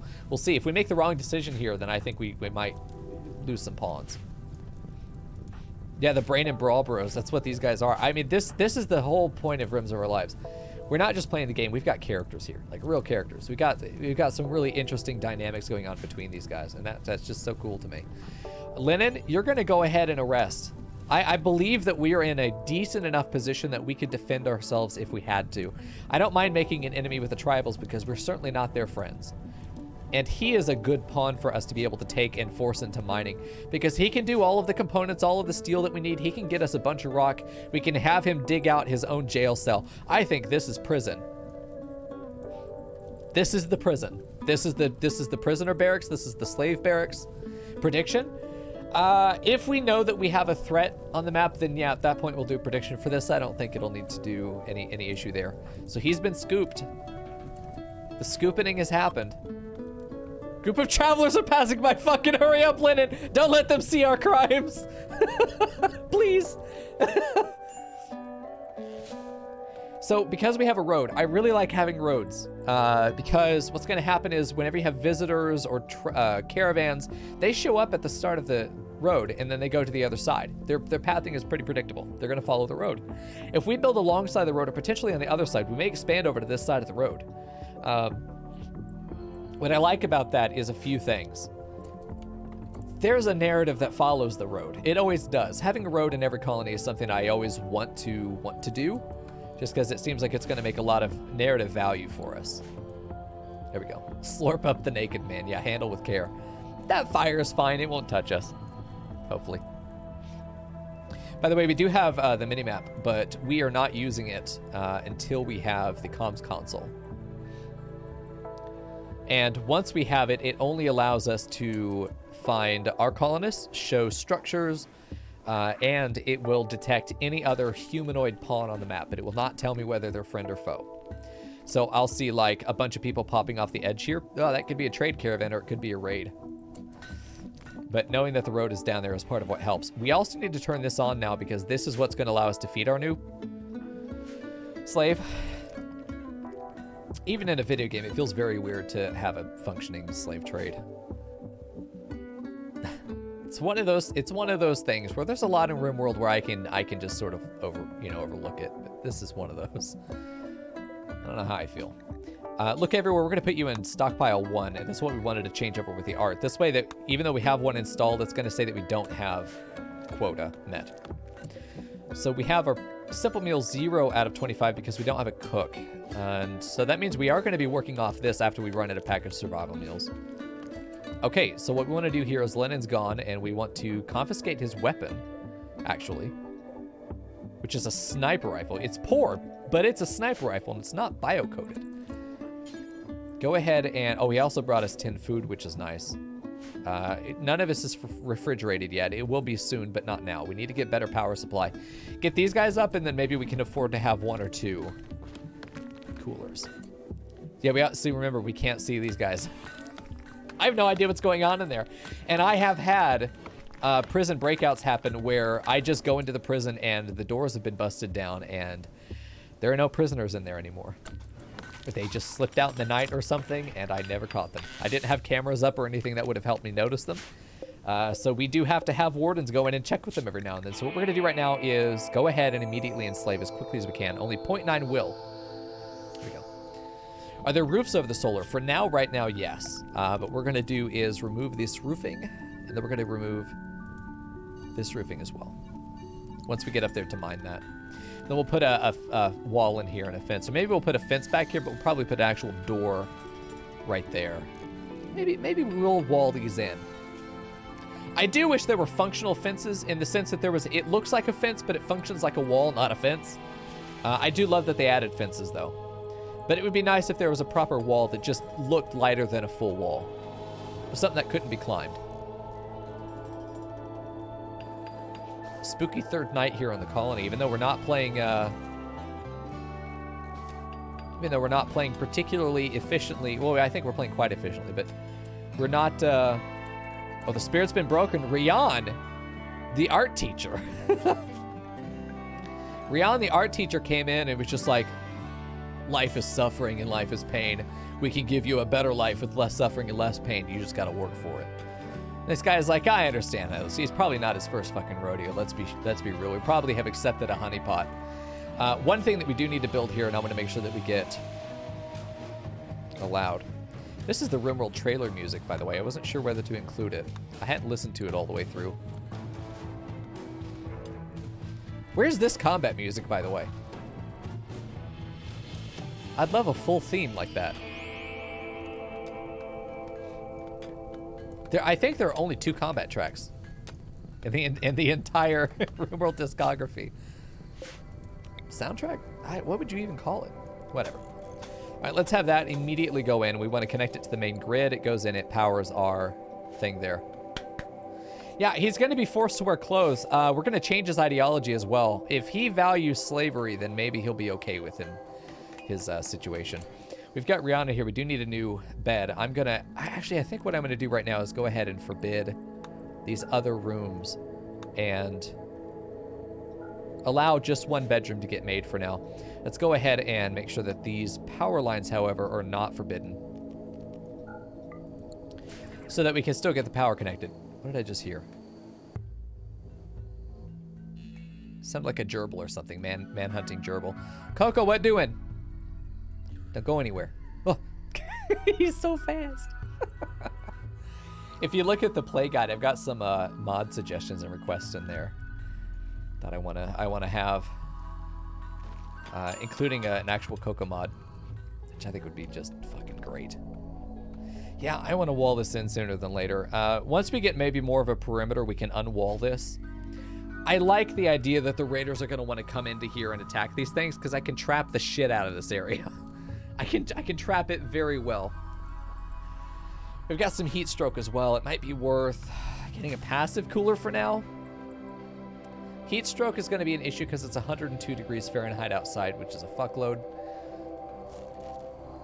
We're out of power here. This can be turned off because we don't have a cook. We don't want this taking power all the time. There's no point in having that. I'd rather have the nutrient paste machine. There we go. Fern's house? We could put Fern's house back here. Vagabonds need alms. Aha! A group of poor travelers are approaching looking for help. The travelers are begging for 4 medicine. They need the medicine to help their friends at a nearby settlement that was devastated by raiders. You can give them to the travelers by selecting a colonist. Okay, the travel will move on after a day. They should be down here. They should be right down here. They're not part of any faction. We'll have to judge whether we believe... How do we feel about charity, though? If we go to ideology, does it list how we should feel about helping other people?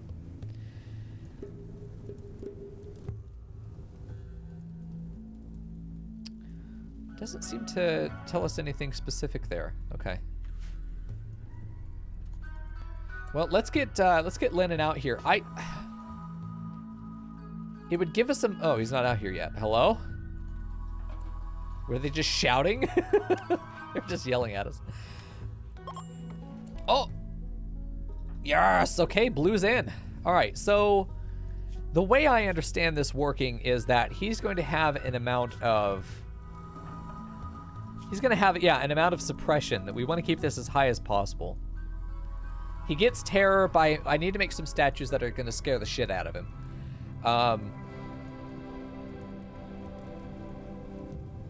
And then this ticks down, and I think at this, it's more likely to rebel. So yeah, as long as we can have Lennon stick on him, we should be fine. Oh, here we go. Lennon told Blue he had no way to escape. Oh my god. Blue was in the room and said, it's so dark I can't see well enough to do my job. Oh no. And then Lennon told him get to work anyway. Holy shit.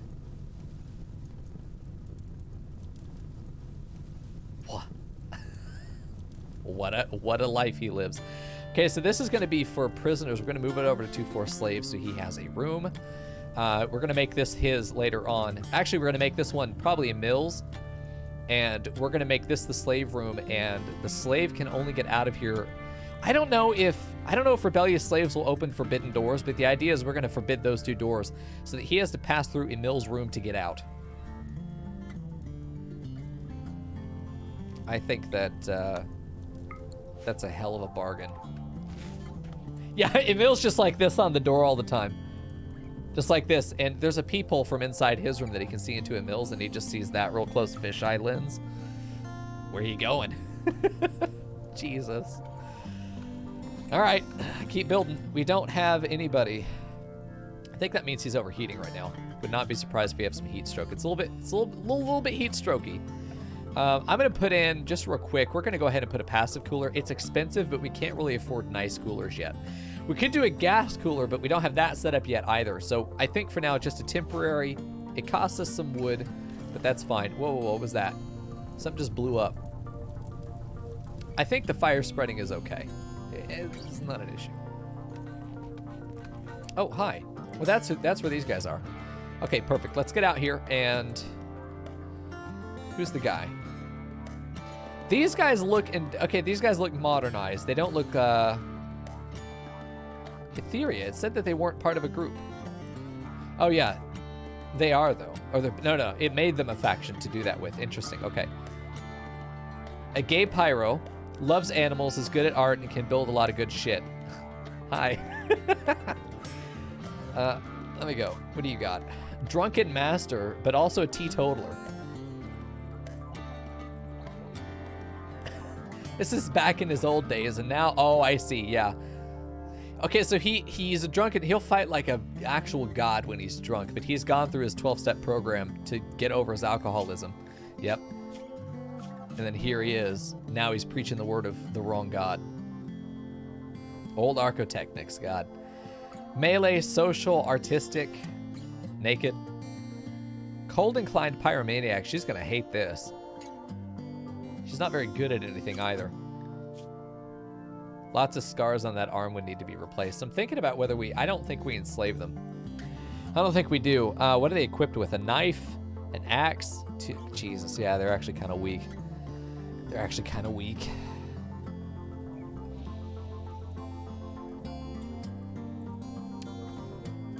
Would we enslave these people? They're independent modern people like us. I don't think they're architects too. They believe in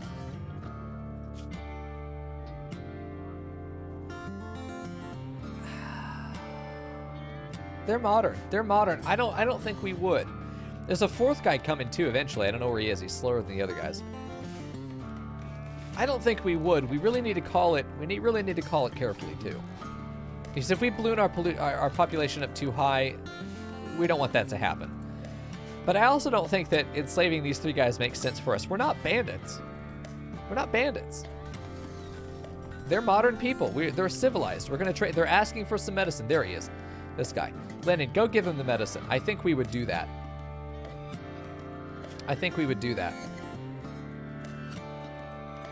We should have the medicine for this. Where are you? There we go. We're gonna give her the 4 medicine. I think the colonists would do this. Things are blowing up somewhere. Fuck's sake. I think our colonists would do this. We would help them. 4 medicine is, it's a bit, but because we're only going to be using herbal for most of the game, I don't see losing those 4 right there as being a big issue. It also helps with some of the moods here. We have someone enslaved. That's great. We have 1 slave in colony. They hate that it's hot, man. They hate that it's hot. What we really need to get up is clothes making. We're the good guys, but morally gray when it comes to slaves. That's exactly right. I think that's the most fair description. Okay, so for production, we're going to go ahead and get a tailor bench in there. Just a regular one, hand tailor bench. We'll put it in here just because we don't really have another facility yet. I'm going to build my workshop probably over here. Although that's so close to the edge of the map, I think I'd rather start looking south and put a workshop maybe here. Maybe put a tailoring building here. Is that silver? Silver. Nice. Cash. We'll put our tailor shop over here. That's the Ancient Danger as well. It'd be nice to be able to take that. We're not ready yet. We'll do tailoring area. We could do a smithy over here would be good. Rec rooms over here, but like this is live support, and then this is production down here. Maybe a lab or research lab here in the middle. A couple things. Start getting some research done. I'd like to get working on that sooner than later. Nice to have Blue supporting. Let me see if I can adjust his work. Perfect. Bed rest, good. Take care of this. You are a doctor, but you're not going to do surgery. Yeah, that's good. Hall Plus is going to be, well, that'll already be a high tier job for you. You don't get to do anything violent. Harvesting and growing. Oh, he's going to work in the fields for sure. Oh yeah, let's put that on tier 2 so we have 2 people in the field. I think that's good. We can't make him research, so we can't do that. That's good to know too. Stone cutting is good. I'd rather you haul and clean as priority. I want him to do the support work that nobody else wants to do. Hey, Sitchin. Yeah, for some of you, this is a face reveal stream. For my first year on Twitch, we had a cam every day. It's normal, and we're getting back to that. There was a while where I just didn't want to be on cam, you know? I just didn't want to be on camera. Now, I'm fine with it. That'll be fine. There we go. Okay, so we're gonna get this butthole's room moved over. First, let's get a mill set up. Let's build another bed because we're gonna need it. I think we're gonna have individual, just single beds for each of the prisoners, and then we'll start moving these beds into here for a big prisoner barracks. We're also gonna forbid these 2 rooms. You have to go through Mill's room to get in there, and then I think we're gonna stack all the slave beds in here for slave barracks. Though we're gonna actually probably have them dig up into this for a proper jail. I like this because I'm more likely to hear the clink of the pickaxe on the wall if they try to mine out. I'm more likely to be able to deal with a prison break if we have one in the future. Bed is no longer assigned to Rian. That's fine. We're gonna put a mill in here actually. Set owner Emil, the enforcer, and then poor Rian doesn't have a bed anymore. We need to get this one built before I can make this one the slave bed, and then Rian can take his room back. Okay, set this one up for slaves. This one's going to be for colonists, and Rian let's just go ahead and assign him just so he has a bed. What is, I said assign, what is this? The slave can't be assigned here, that he will be assigned here. I love that I can deliberately assign him.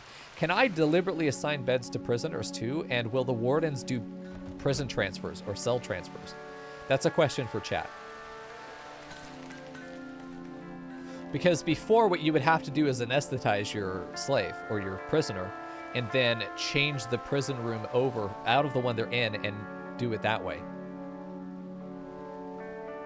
Would it be unwise to attach the only exit to the slave beds to a bedroom of a colonist? I find the opposite. The reason that we put Emil in there. Emil is ready to wake up in the middle of the night and fucking deck someone. He's got a steel battle axe and he is our melee boy, filled with armor all the time. Blue is naked. And even though he's going to outskill Emil, no, he isn't. He's a good shooter. God damn it. It's a shame that we're playing the way we are, because gameplay-wise, I want this man in my colony. I want him as a colonist, but it doesn't make sense narratively for that to happen, of course. Blue is in a lot of trouble here for temperature, and I think just because he is naked for now, until we get clothes set up, we need to have some kind of support there. I do think that spending the steel for a few vents through here could be good. We could keep the doors open, but I don't want them physically walking through the bedrooms. We're going to do that right now between the 2, and then I'm going to set up 1 cooler in here. We do not need a freezer in here for food. We don't need that yet. Not until we start getting a harvest, and even then, none of this stuff it's not going to rot for months. You don't need a freezer immediately unless you're relying on hunting. Meat will rot incredibly quickly. If you're making meals, incredibly quickly. The one benefit of our situation right now where we don't have a viable cook is that we have a nutrient paste machine for now. For now. We'll get out of it, but for now, this is what we got. I'm going to go ahead and put 1 more in one of these rooms, just for now. We have a shitload of wood. We can use it. With 2,700 wood, we can afford to use some of these tricks and tips. Part of me says though that we would be so. Part of me says that we would not want to use anything that's Neolithic. Part of me says that we should want to get to hydroponics as quickly as possible. We should invest in that. Don't grow anything in the ground unless it has to. Although it's not like we're architects. We're not like, ooh, you know, dirt. But I do think that there's an amount of preference for doing as much electronic work as possible because we want to distance ourselves ideologically and technologically from the tricks that the Neolithic tribes use to effectively get temperature control. To use that same technology, I think, would be sort of an admission that what they're doing is good. And that if we would be the same as them if we use the same technology, which in this colony would be bad. So I think that we should have this as a dirty little secret and then get rid of it. Hey, Squeaky the Rat, good to see you, friend. Our first harvest of rice coming in here. Blue coming back with some... Oh, we need to name him. We need to name this guy. Our first slave. This one's going to be Fagus. Mr. Fagus, our first slave. Look at you. Let's see if we can rename him. Yep. Fagus is give him a number if you want. Oh, nice, Fern. I'm glad your concert's going well. For anybody else who wants to be in the name queue, just check out the channel point rewards there below chat. Spend 1,000 knives and suggest a name for a pawn. If you don't get selected by the end of the stream, then I'll refund your knives and we'll start again. I'm going from the top of the list here, but there aren't too many left. Okay, so Fagus, and he's going to be... okay, he's going to be... What is he doing? He's kind of a grower. He's a janitor. He's a janitor. Yellow names, of course, meaning that they're slaves. They're on the bar, but they're not really going to fight. Can I make a slave fight? Do I want to give him weapons? He is a fair doctor. I think, honestly, we just leave him indoors and keep him occupied. Good. Get some EXP. Whoa! Fagus wooed Cardelia by joking about sweet foods. Cardelia rejected the advance. Hey, baby, let me taste that peach. Cardelia smiles and says no. Whoa. Whoa. What? Fagus has done it twice. He's all about that ice cream cone hair. Yeah, Mikomo, no. Oh, there we go.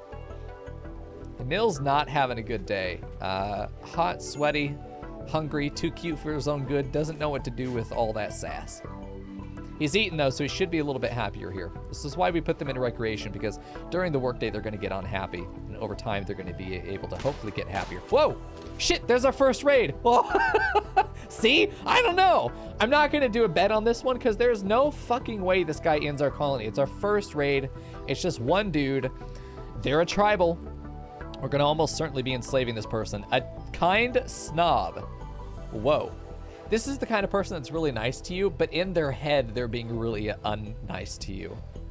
9 melee with a double passion. 13 cooking and a double passion. There's our chef. At least our butcher. There's our butcher. We'll talk about chef later. With 9 plants and a passion. Hopefully alive. Dead or downed could be a bit. You know what, Shabby? You're a genius. Shabby for mod. Let's start a prediction. Start the prediction, and it will simply be downed or dead. Okay, downed, dead. I'm going to give you 30 seconds to make your bet. You'll use the channel points below to wager your knives, which you get just by being here and watching and hanging out with us. Even if you're lurking, power to the lurkers. Place your bet, get more knives. If you're wondering why the fuck would I give a shit about your channel points, Mr. Miko, well, we've got some cool point redemptions in there, including for 100,000 knives, you can challenge me to GeoGuessr. And if you win, you get a gift sub from me. I gotta pay you. It's sad, actually. I rarely lose. In fact, I've literally never lost. Get fucked, chat. And if I win, of course, I don't have to do that. But it is a fun time. And if you can get 100,000 knives, then you can wager me a gift sub. You don't have to pay anything if you lose, by the way. I do, though. It's fun. 30 seconds. I've given you enough time. Make your bet. Do you think that when we inevitably beat the shit out of Gakar here.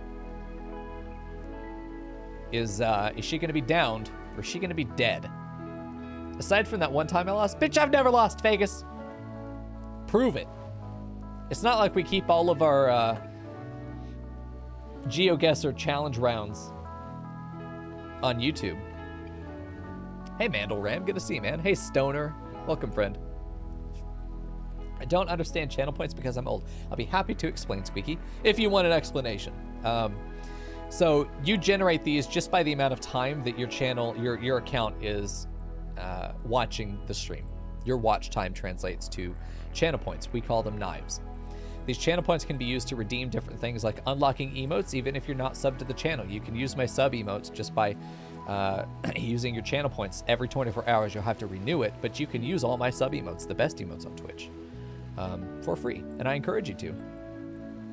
Then you're also able to do whatever else you see in there. It just costs you knives. So basically you can trade your watch time for different perks or different bits that you can do, such as making me give a 10-word review of something. Give you a 10-word review of Halo 2. I'd say best multiplayer ever, never repeated since then. I'm not kidding.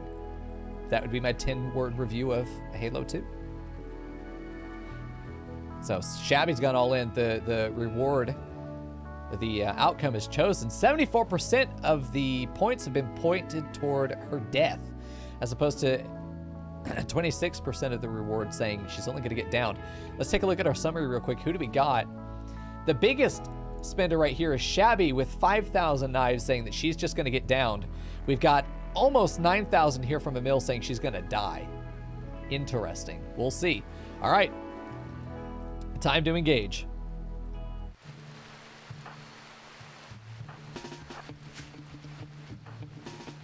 Let's get everybody into position. So you notice this is why the jagged buildings are so good. Look at this. She's shown up out of nowhere. I've had no fucking clue what's going on. There could be more of her, but there's not so far. What I'm going to be able to do is go right there with Emil, get behind her, and then engage from the back so that we don't have a chance of really shooting her. Lennon, I want you to get here and then fire on her. Brains, get here and then fire on her. I want Cordelia here to go there. And then fire. Oh, go here. Fire on here. God damn it, dude. Hit the shift button, you slut. Right there. Perfect. Okay, where else do I have people? Rian's down here is not really in a position to help us. We're going to let him walk back. Because drafting him right now will just make him drop that meal. And then Fagus, I don't know what Fagus is going to... Fagus, I can draft, is going to just stand here and fucking watch. You're going to be made to watch. Stand behind that bush and watch what happens. Okay, speed 1 is coming in here. I don't want Emil to go to the right. We want him to go in here. Fagus, throw yourself at her. We do not get hurt. Brains walk back. Fagus, get in there and attack her. Take aggro. Okay, Cardelia, pop in that door. Brains, pop back here. You see how many different positions we have to be able to move around and handle this situation here. Another awesome shot from Lennon. Another shot from Cardelia coming out, not hitting. Gakar turning around right at the last second to go after Fagus. Genius. Emil gonna come in and be the enforcer to just knock her down. And where is Rian in all this? Fagus getting punched, knocking her right out of the shot there. She's been bruised by Fagus, who just slapped the shit out of her. And here comes Emil, dude. One whack, cut off 2 of her fingers in one swing, and almost the whole hand. Oh my god. Fagus slapped her hand away, and Emil just tried to fucking chop it off. Jesus Christ, Emil. I think any gunshot will kill her at this point. Oh, hit again. This time in the right leg. She's not running. Punch. Down. She's not dead. Oh, I'm shocked. Look at the one hit that she took from Emil. Who downed her? I think it was Brains' shot. No, Emil got her again in the arm. He cut off her leg. Emil. You're not supposed to... He fucking butchered her. Emil, I think, trying to skew the vote there. Rihan's like, hey, what's that sound? Fucking Emil. You're not supposed to... But she's alive. You know what? I got what I asked for. She's alive. Get fucked, doubters. Choose outcome down. Wow. Shocking. The real question is... whether she's going to be able to survive this, and I think she will because we've got decent doctors. Yeah, big win for Shabby there. Look at that. He went all in and more than doubled up there. Okay, so let's see what happened to you. He just got bruised. He got bumped on the shoulder. Not a problem there. Good to see you, Alien Freak. I don't know if I want to give him a weapon. I think I'll keep the steel club because we can melt it down. You guys are good. Cardelia is our doctor. She's going to be the one to take him. Emil and Fegus, go back to bed. We are going to take one of these rooms and turn it into a prison ward. We need yet another bedroom, goddamn. I'm just going to have him finish this dorm. I want to always have one more bedroom than we need. I've not been able to do that so far because we're expanding our population. We're expanding we're expanding quickly, okay, real quickly. Let's go ahead and get just a spot on the floor so we can claim this as a prison room. I don't know if the prisoners and slaves can share a room.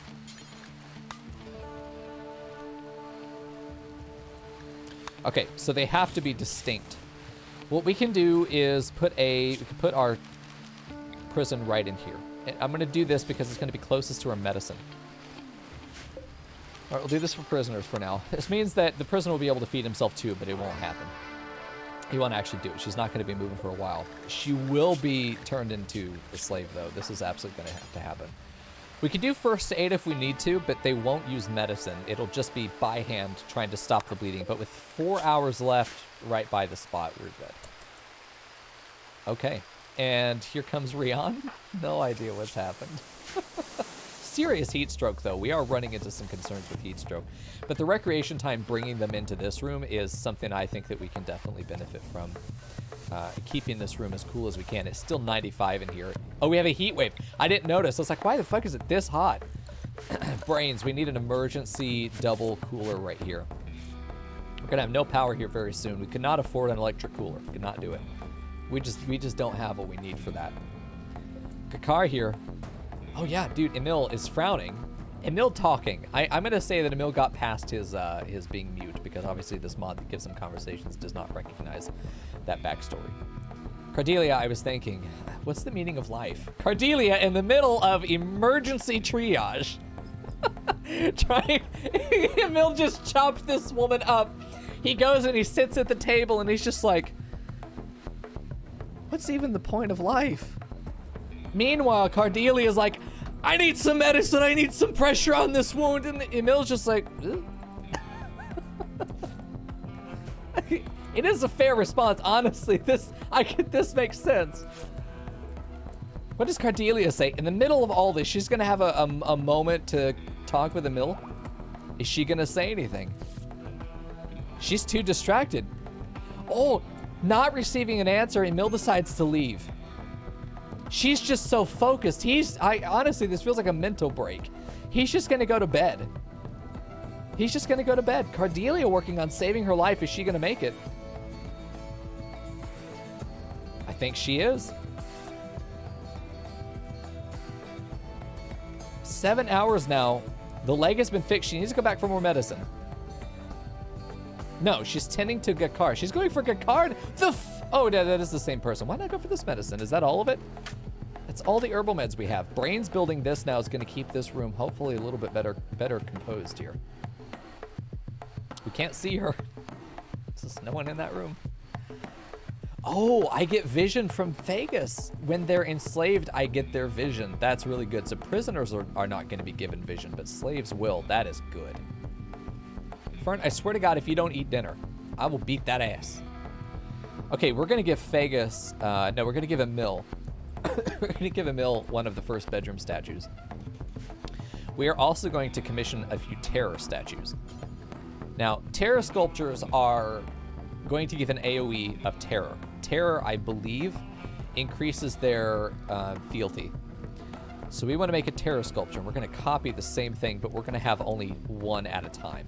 We're going to place this inside the slaves' quarters. We're also going to put this out in the fields where the slaves are going to be working for the most part. There we go. I'd like to go ahead and make... It's a little bit spendy, and it puts all your wood in one spot, which, as we know, that will never go wrong. But I'm going to put it over here so that if it does catch on fire, it won't spread. Put one there. That's fine. Fire cannot spread 5 tiles away. So it can move up to 4 away, but at the 5th, it will not be able to reach that far. So you want to put your fire in a 4x4 box away from everything else if you can. This is going to be a firebox. This is from LWM's deep storage. It's going to allow us to store, I think, 800 wood in those spots. Could be good. Can you make slave collars, or is that a mod? I believe in vanilla you can make slave gear. And depending on the layer it's on, yeah, I'm going to make him wear it too. Thegus gets 2 hours recreation a day, and then he gets work until fuck you. I am going to give him a little bit of recreation here at 13 and 14, and then we're going to do the same thing there. He's going to get more recreation, but he also has forced work time. I think that's good. I think that's good for a slave.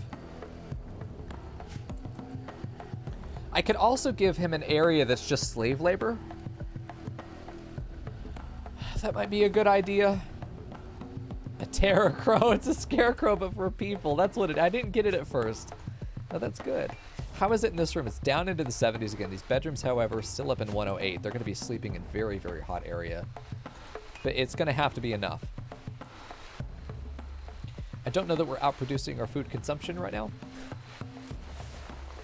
It's a little rough. We still have our pack of survival meals, though. If we select everything on the map, we've got 44 total still. It's a little bit over half what we started with. We don't quite have our food really ready to be maintained. It will get cold enough, and if, of course we have a heat wave in our first year. Why would we not? I mean, that's just Rims of Our Lives fucking standard at that point. I'm expecting a cold snap either at the end of winter or the very beginning of next spring, too. Hey, St. August, good to see you, brother. How you doing? Whoa. This is the only time, this is the only thing that alerts us to a raid. I don't know how to turn it off, but I'm also okay with it. We can get this notification that says they're beginning their assault. Here's why I'm okay with this. To me, it's the idea that they're like blowing a horn or something, or there's some kind of whistle. It's not a covert op. They're coming in and they are announcing their presence. And I'm fine with that. This is the only forewarning. This is the only scenario in which we get a forewarning. You may have, if you thought about sieges yet, chat, it does exactly what you think it does. It's horrible. I'm telling you, the number of times I've been sitting here and I hear a fire explosion. I'm like, oh yeah, no, our batteries just blew up. Bzz. Nope. Because when it happens a third and fourth time after that, you're like, well, that's a coincidence as to why we are having so many short circuits. And then you see the shell land in your bedroom and kill 3 people. It's bad. It does exactly what you think it would be doing. There we go. Dude, I would love to have car key earrings because then I wouldn't lose my fucking car keys all the time. I don't lose them, but like, I never know where they are. It'd be great. Be like house key, car key, and a fob on the right side. You just have the RFID chip needed for your car to know that you're in the car and that it can do the keyless ignition. Shit, that's a good idea. Fuck, are you kidding me? I'm telling you, it's not just Titans, but having utilitarian jewelry is really nice. Vegas with the heat stroke issue. God. What we can do with Gakar is take this out. We can't, she needs to be able to walk. She needs to be able to walk. Pain is only medium. She should be able to walk. Let's finish feeding her. Get rid of this. She can walk. What we're going to do now is put another spot in here. This is a little bit of a trick, okay? This is what we call a pro gamer move. What we're going to do here for furniture, there we go. Sleeping spot, same, I probably just take the same one. We're going to say 4 slaves. We're going to get this building, and we're going to say 4 colonists. Now Vegas needs to be moved. Let's grab him. Return to slave bed, into the cool room. We're going to save him from heat stroke. And let's take a look at him. Heat stroke minor, initial, minor, and none. And Nil is fine, and she'll be fine too because she's in a cool room. This brings him here. He can get medical care. Gakar now can't be fed and can't feed herself. However, although I don't know, they might be able to use the nutrient paste dispenser still. I don't remember if they can anymore. We'll see. But this gets Vegas in here where he's not going to die. Whoa! There's... Oh, yeah, shit, they were... They told me the raid was here, and I fucking forgot about it. I fucking forgot about the raid. They told me.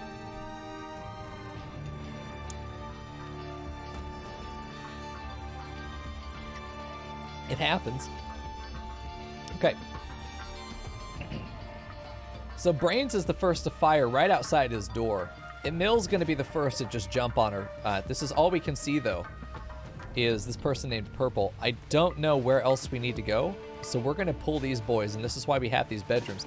Cardelia can go here. I think they came from the north, so I can get Cardelia to go there and then here. Lennon is going to go right back to this room. Brain stays in his doorway. Emil's going to come out and engage Purple. Rian is going to come back to the bottom.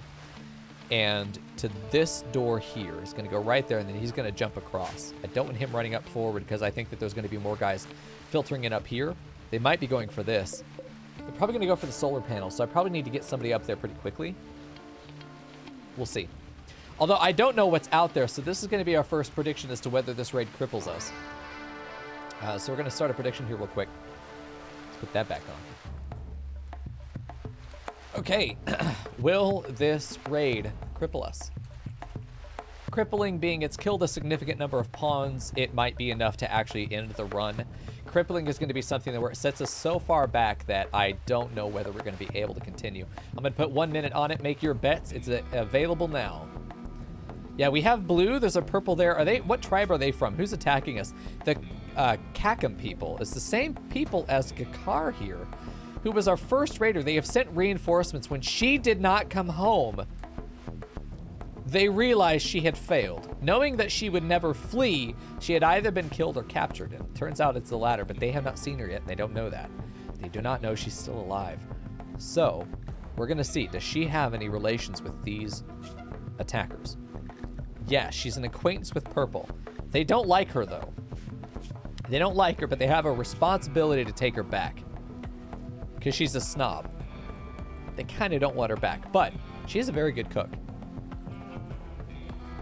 This is a snobby underground. They're all snobs. Fuck it, they're all snobs. Who's really good with the animals. Cave Child, a minor, 17-year-old, about to be attacked by Emil, the 51-year-old Axeman. All right, we'll see. And the prediction is closed with 99% of people saying that 99% of the value is in there, saying that this will not kill us. But we got some Hail Mary bets here. Lennon Wizards and Bill saying this will kill us. I think they're just taking their shot, you know, and the very small chance that this does kill us. Whoa, headshot from Brains. Not surprised at all from this man. With his skill, yeah, a little bit surprised, but man, a first shot out. 17-year-old has a hole in their mouth. Oh God, it almost blew his fucking jaw out. This man's missing teeth. This woman's missing teeth. That's horrible. Fucking Purple. Well, I mean, it's a great start. Missing teeth, Emil's gonna make sure she's missing a lot of other shit after this.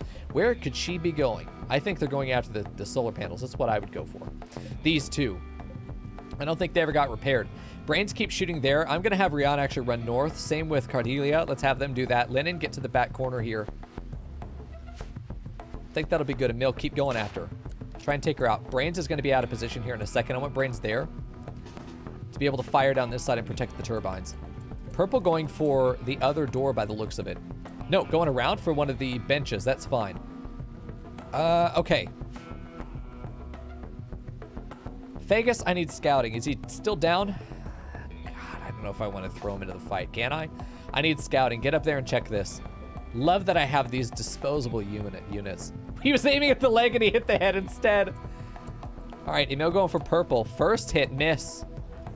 Let's pop this door open. We're going to make sure that it is held open. Rian pop out of it and then step back into his position. We got a fire. This will tell me where they're starting. Once I see the fire, we'll know. We have the turbines completely clear. I want Brains to get up here on the right side and look north, as Vegas goes as sort of the scout, as the scouting unit. Actually, let's have Vegas go there and Brains go into this room. I want to be inside as much as possible. I think Rian can also get here besides the door with Brains. Actually, Brains go right there and support Purple, or support Rian. Cardelia and Emil are going to be really, really good at close quarters. Although I can see that they're not here, which means they're probably starting fires out in the field. That's my guess, is that they're actually down here, though. It looks like, I mean, their pathing from where we knew they were coming from is up here. Would make a lot more sense for them to go above. Which means they're not hitting these priority targets, which is shocking to me. I almost want to risk Lennon and have him run south. But I think I'm just going to have him go right there and then pop the door open. Brains can go right here and see more south on the pass here. Purple's fighting back against Emil with her little spear there. Her jaw's been shattered. Emil knocked the rest of her teeth out. Not surprised. He's been cut in the arm and the hand there. I always feel like Cordelia should stay here. We're trusting Emil to be able to finish that fight himself. I believe he will. Brain's not firing. He's not firing at will. He should be able to see. We're not seeing anything down there. Okay. I'm going to get... Let's pop this door open. I don't want to pop this door open because of Gakar. Let's just stand in it for a second. Fagus needs to get over here and attack her. How is Emil doing? I feel like he's not winning this fight. This is the fire they started. It was her. It was Purple. So we still don't know where the other guys are coming from, really. Let's have this door popped open as well. Let's get Cordelia in there. Yeah, hold it open.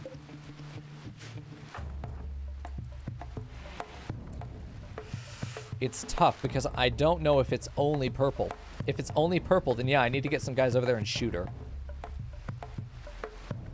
Fagus gets in there to support. Hopefully takes the aggro. Let's get Cordelia closer. Let's put Rian in a position of scouting. I think right there is a safe point.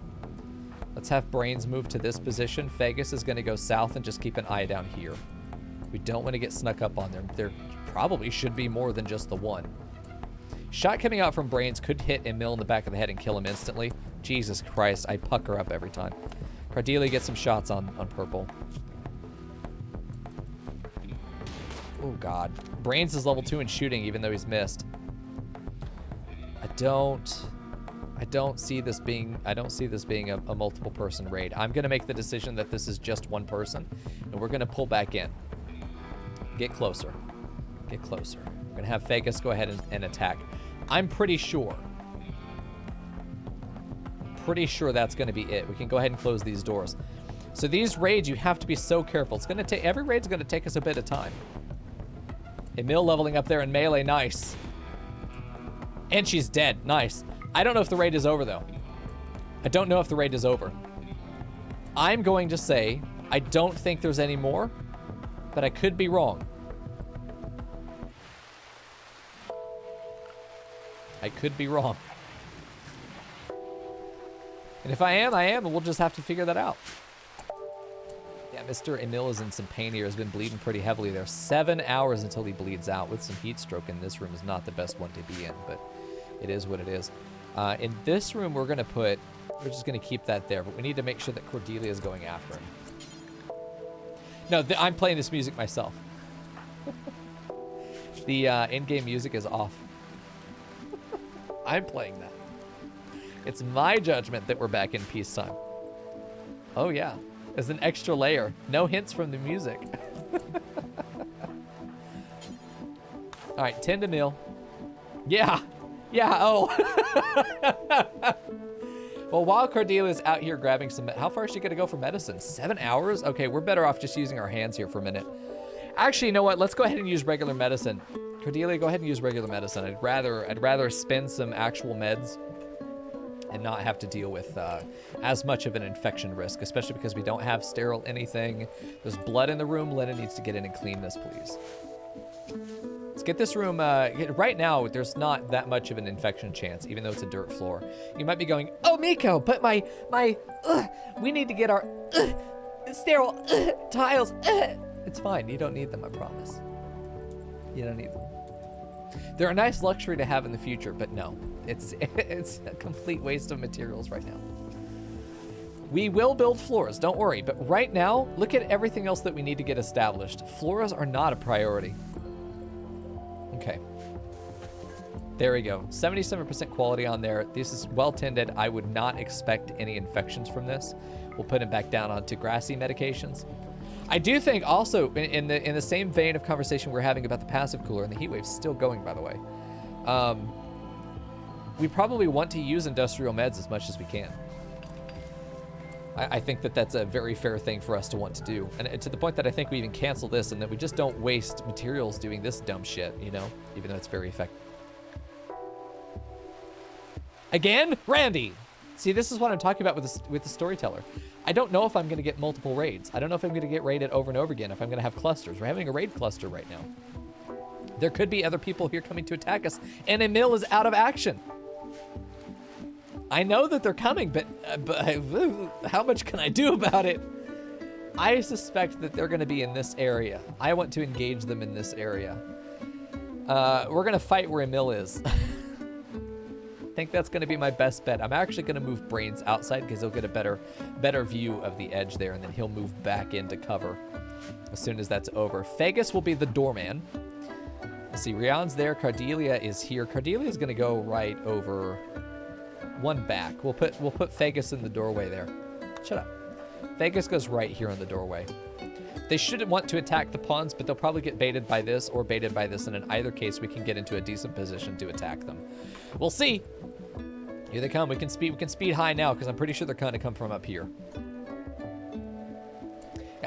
Emil, you can't walk right now. That's why you're not. Well, can you? He can. He can walk. He can fight. All right, Fagus back here. Emil, take a look at the bottom door. Fagus, go scat out this side. Go see the right side. We got some vision. We've got some vision. It's enough that we'll know what direction they're attacking us from, unless they come right there, you know, like bore through this, which I doubt they would do. Oh, shit, there they are. Oh, they're talking. You smile, laughs and smiles? What? No, stop. Do you know how much it costs to take care of a warg? Well, it costs an arm and a leg. He already knew that joke, but he still laughed. Fucking tribals. Only the lowest type of people would ever use fucking puns. Ooh, an insatiable workaholic who's also a pyromaniac. That is a great fucking... This is an excellent pawn. Whoa. Cooking, crafting, double intellectual? I mean, they're going to have to be slaves. So the intellectual's useless. But the crafting... Holy shit, what a good pawn. Oh. That's good. That's a great Busni. I'm about to Busni. All right, what's this one? Underground or lush? Let's take a look after we're done. I like just fighting. All right, Fagus, get back in. Emil, get up here. Brains, get one shot and then come back. Missed. Okay, cool. Get right there. They might go for other things. They're going for other shit. They're not going for us. I don't think they care about us right now. Let's put Emil down here. He's going to go down so quickly, though. We just need to be prepared for that. Okay. And then you can get there. Into position. Get Fagus over here. No, do not go out that door. Do not. No, oh, God. That door's open. That's a problem. No, Fagus, run. Fagus, run. They are split, though. This is good, and she might get stuck in this room. No. Fucking Fagus. Emil, go after her. She's distracted. Oh my God! Please just kill Busney. Okay. Let's do our. Let's skip this one because I forgot the prediction. Jesus. Oh, good shot on her. What did that hit? Leg, please. Oh, arm is even better. Arm is good. This lowers their manipulation. She's less likely to hit us in melee combat, which is going to greatly neutralize her. Emil needs to get the first hit, and it needs to hit real fucking hard. Ooh, Fagus is down. Emil missed. Going after Rion. She's taken, I think, 2 hits now. 2 strong hits from bolt actions. 3 hits there. Cardelia with the good shots. Come on, Emil. Fuck, Emil's down. She just took 2 guys down. Oh, good kill on that. Rion needs to fall back, though. I think Lennon... Is Lennon one of our doctors? Lennon is not a doctor. He also has better melee skill. He's also a chunky boy. We're going to put him in there. Rion needs to fall back. We really want Lennon to melee her. We need her to be able to hit somebody who can afford to go down. How is Fagus? And how is Emil? 20 hours, 6 hours on Emil, on Fagus. Jesus. There we go. He did hit her, though. Anything is going to be good. She's got an addiction that's going to make her more distracted, but she's not going to have a mental break here. We're just going to try and break her body. Oh, great shot from Brains. Point blank, and she's down. Ooh, double-aged whiskey. Nice. You know what? That could have been much worse. Forgot to change the music over, too. Don't worry. I'll get the hang of it. Wow. Yeah, you missed your first shot, and that's just low skill. And then after that, you didn't dodge. You were going to be one hit no matter what. You're going to be okay, though. But I don't know if we could take another raid right now and be fine. Luckily, we have this wonderful little position for ourselves here that we've been able to hold off against these pretty rough attackers, and that's assuming there's only 2 of them. That's an assumption. We're going to give Emil just the regular pat-pats, and we're going to give Phagus actual medicine, because as much as Phagus is a slave, he is still worth something to us. For you, you need to be set to enslave. 0.1 will is not going to take long. Having that second slave, it's another body that I can throw out there. She's got some gear, a hat. That's enough, I think.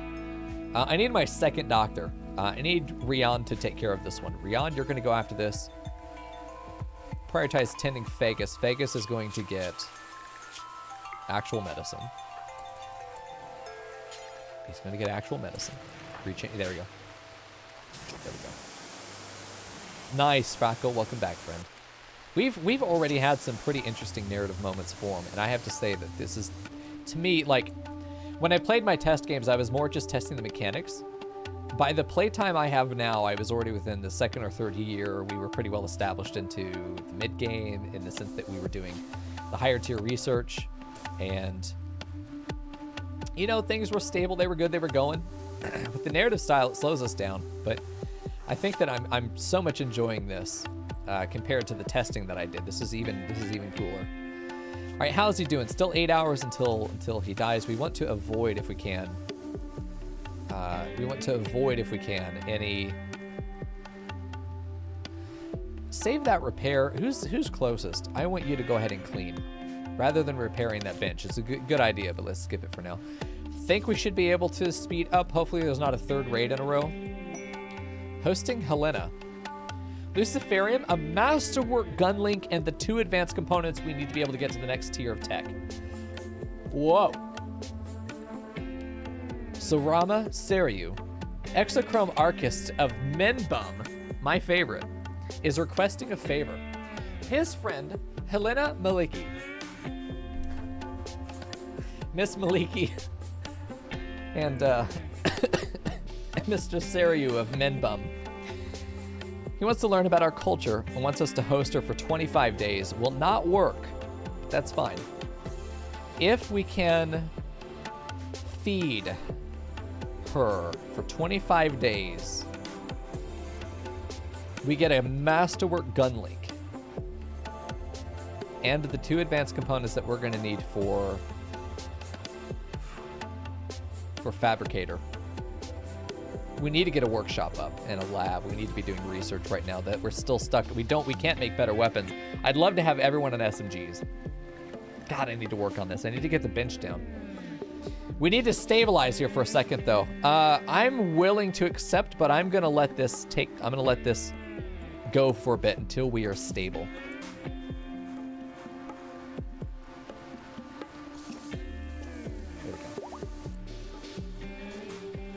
There we go. Nice quality on that Tanda there. Back down to normal medicine. Perfect. The meal being fed. We're going to be low on these packaged survival meals here pretty soon. Still 42. I mean, it's more. I don't know where the rest of it is. Probably somewhere on the ground, and we just haven't picked it up yet. Coco's still on an adventure right now. He just loves this rich soil. That is a lot, by the way. Yeah, delicious SMGs. Look at the power output here from these guys. Good deal, dude. Giving us some actual... Hold on, are these batteries not fucking connected? Oh my god! This explains why we never fucking have power. I'm angry. Brains, please. Lennon, how's Lennon doing? He's being treated, he's got 16 hours. He got a cut on the head. Jesus, right in the jaw. He got a slash across the face. Hopefully that doesn't scar. Got heat stroke for everybody, but as far as I can tell with the medical, it's not serious except on Emil. Emil's the one that we're concerned about. 26% there. I'm almost willing to let Cardelia do self-tending, but we have enough doctors that we shouldn't have an issue there. The fact that Phagus is a doctor is fantastic. But with this, I wonder if, once this is connected, I mean, because we're outputting 3,400 watts, if we're able to put the batteries in there, we could do a cooler right there, and then these rooms will maybe be held a little bit closer to 70. We could put a cooler right there, and it keeps both of these rooms in there, and once we put the vents up, all 4 of these. I think we're good where we are. I do think it'd be wise to put a pin down for Coco. I mean, we have the wood for the fencing. To be able to put the fence line down, and it would help us establish our first perimeter. Put it just right there in sort of a round thing here, fence across this. Fence down there, then bring that down like this. Bring it across there, bring that across. We're going to expand south in a minute, so we probably would build across here. Maybe even from there to there. This is a lot of extra grass too for Coco. Maybe make that the initial pin as this area out here. And then deliberately grow grass down there. It's only one goat, you know. Vegas is back up and walking. That's great. Slave suppression 67%. Let's take a look at this. We're keeping him pretty well off. Emancipate. You're funny. You really could save up a diplomacy bomb in a good way. You could have a bunch of slaves and then immediately release them all for 15 each. Just saying, 6 or 7 slaves, you turn an enemy into an ally. Just for releasing prisoner or slaves. It's an interesting thought. Hopefully we're going to go after Vegas, you horny bitch. Leave Cordelia alone. Cordelia not falling in love with Vegas, but Vegas has... And you can see it is the biggest boner for Cordelia here. He tried to woo her by cheerfully making fun of her honesty. She turned him down. He's laying there like cut up and shit in bed, and he's just like, Cordelia, babe, I love how you are always honest when you hate me. You always tell me. And she's like, yep, I do. She eats her berries, goes back to work. She turned away. She just didn't even look at him. My God. Hey, Goose Puncher 69. That's the best name I've seen this week. Yes, it's the new DLC. We've got ideology, which gives our colonists belief systems. And things that they like slavery in our case. I'm curious, though. We haven't converted anybody, but we do have 1 point. I don't know if we started with 1 point, but at 10 points, we can add a new meme, or a new precept, or change a precept, I'm pretty sure, which would be nice. Good night, Shabby. Thanks for hanging out, brother. The heat wave is over. My God. Isn't that great? Oh, no, Vegas is sick. Uh-oh. What do you got? It's just infection. Okay, Jesus. I thought I had, like, malaria or some shit. We're going to have to go play Far Cry 2. Oh, man. Jesus. All right, well, we'll be able to... He did get infected even after we used all that nice medicine on him. It's on his right leg. We have 18 medicine left. Let's get a good start here because he doesn't have a bed right now. In fact, let's put him back here in this room, which will give him a bed to lay in. Let's go ahead and get rid of this. Kakar cannot be fed. No, can be fed. Kakar feeds herself, I think, off the nutrient paste machine, I'm pretty sure. Yeah, the Fluid Ideology update was the very latest patch, and it was something I was saying at the beginning that I was so excited to see. It's something I wanted from the very beginning. Okay, so Gakar, I think, cannot be engaged because this isn't a prison. It's the downside of having it not listed as a prison. No, do not get back in that bed, bitch. It's for prisoners. Now we can interact with Gakar and enslave her, which we'll add another bed over here real quick. Just make this into a slave bunk for now. Shabby, no. The second half we'll swap over to Satisfactory. Yep, the AB structures that we do one of our staple games first, and then at 9 o'clock we swap over to Variety. You get both. A 30. Nice. The second room is up. Very good. And go ahead and get our event in there. It says we don't have enough stored. I think that we should. Wait, do we just not have steel?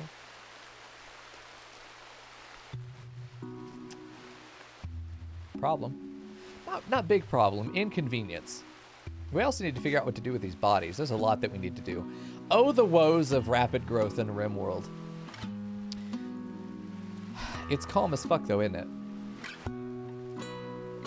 What do we need to do immediately? Finish this building so that we have enough bedrooms to accommodate our growing population. I need to put a research bench down, which will probably go just right in that little cubby right there. We'll make linen research instead of doing art. Although art is nice, I think our moods are stable enough, most of us, that we don't have to worry about our moods that much right now, that we don't have to rush statues. Having them, very nice. Rushing them, unnecessary. Getting some defensive positions up would be good. I think that I want to invest in perimeter walls a little bit earlier than I normally would. Just because if I could encourage them to come from one direction always, that takes out a lot of the questions. Given that we have a good chunk of our base already kind of walled off, making some extra walls early, I feel, would be a smart move. We have both of our Helixine geysers right here. I think there are only 2 on the map, yeah. And they're right there. That's fantastic. We have our third steam geyser there. How many do we have total? 6. Very nice. 6 steam geysers is fantastic. That is an excellent amount. You can have as few as 4, I believe, still. As many as 6. So 6 is the optimal roll there. It's going to cut a little bit into our growing here of the corn, but that's fine. By the time we're doing that, we're moving into hydroponics and we don't give a shit anyway. Okay. Would love to get Gekar into prison or slave status. That'd be good. That'd give us both these things. I think what I want to invest in is getting our miners mining. Let's go ahead and just select that to be mined. It's close to us. It's an easy thing to do. How are we doing on components, by the way? 9? Let's go ahead and grab these as well. Rion going out there harvesting. We got a major break risk here from Vegas. Vegas not having fun. I wonder why. Could it be the crippling pain he has and the infection in his leg and the dark, terrible little room he has? Are we winning this, by the way? Yeah, I think we're catching up, yeah. Where is Coco, by the way? He's having fun. He's just having a good time out here. Don't worry about it. He's doing what he do. There we go. This will keep him cool because he's probably going to be in here for a while. This will also help Emil. One of the biggest things I think we could do immediately is to clean that. And I don't know why this isn't set for slaves. There we go. Clean Emil's room for him. Dirty little fucker. Perfect. You are fine, Emil. You're doing good. Vegas is beating his infection, so you can barely see it because of the debug stuff. I wish that this would be moved somewhere. But you can see the icon on his thing there. That means if it's yellow, it means he's ahead. So that's good. Okay, the will has been broken by Rion. That's perfect. So next we should be able to enslave her with no problems. I do think that it'd be good to go ahead and build these 2 extra hoppers just to have them. We have the rice there because we got 14, 12, 29 there. I don't want to get an odd number in a few of these and not be able to actually use the hopper, but not replacing what's in there as well. Okay, so that's up now. This dorm is coming together pretty nicely. We'll be able to do that 3rd one there. I think I'd like to build the 3rd one just out of stone, but I'd also like to get these walls replaced with stone as soon as possible. That means that they won't be vulnerable to fire. Even if all this field burns, we will not lose our core of our food supply and our main facility. We also need a place to keep bodies. And I think that this is a decent place to do it. Human corpses need to go over here. Clear everything, and human corpses need to go there. Yep, that's right, Emil. Oh, man. There is so much that needs to be done, right? So much. That's the beauty of RimWorld. The thing is, though, it's going to have to wait till next time. That's it for tonight's episode of Rims of Our Lives. We are now going to go into a little break, and then we'll come back and do some variety. We're going to do some Satisfactory. We're going to continue that playthrough that we've been working on. I'm glad to see all you guys, especially some old names I haven't seen in a while. Thank you for being here. We will be continuing this playthrough on Tuesday at 7 p.m. or 6 p.m. Central. It's 3 hours ago on Tuesday. Stick around. You'll enjoy the Satisfactory even if you've never seen it before. I promise you it's a good time. I'm going to take a 5 or so minute break and we'll be back then. But for those of you watching on YouTube, thanks. Make sure that you follow the channel. Make sure that you are subscribed to YouTube. And like the video if you enjoyed it. There will be more soon. Episode 2 on Tuesday. I will see you guys then.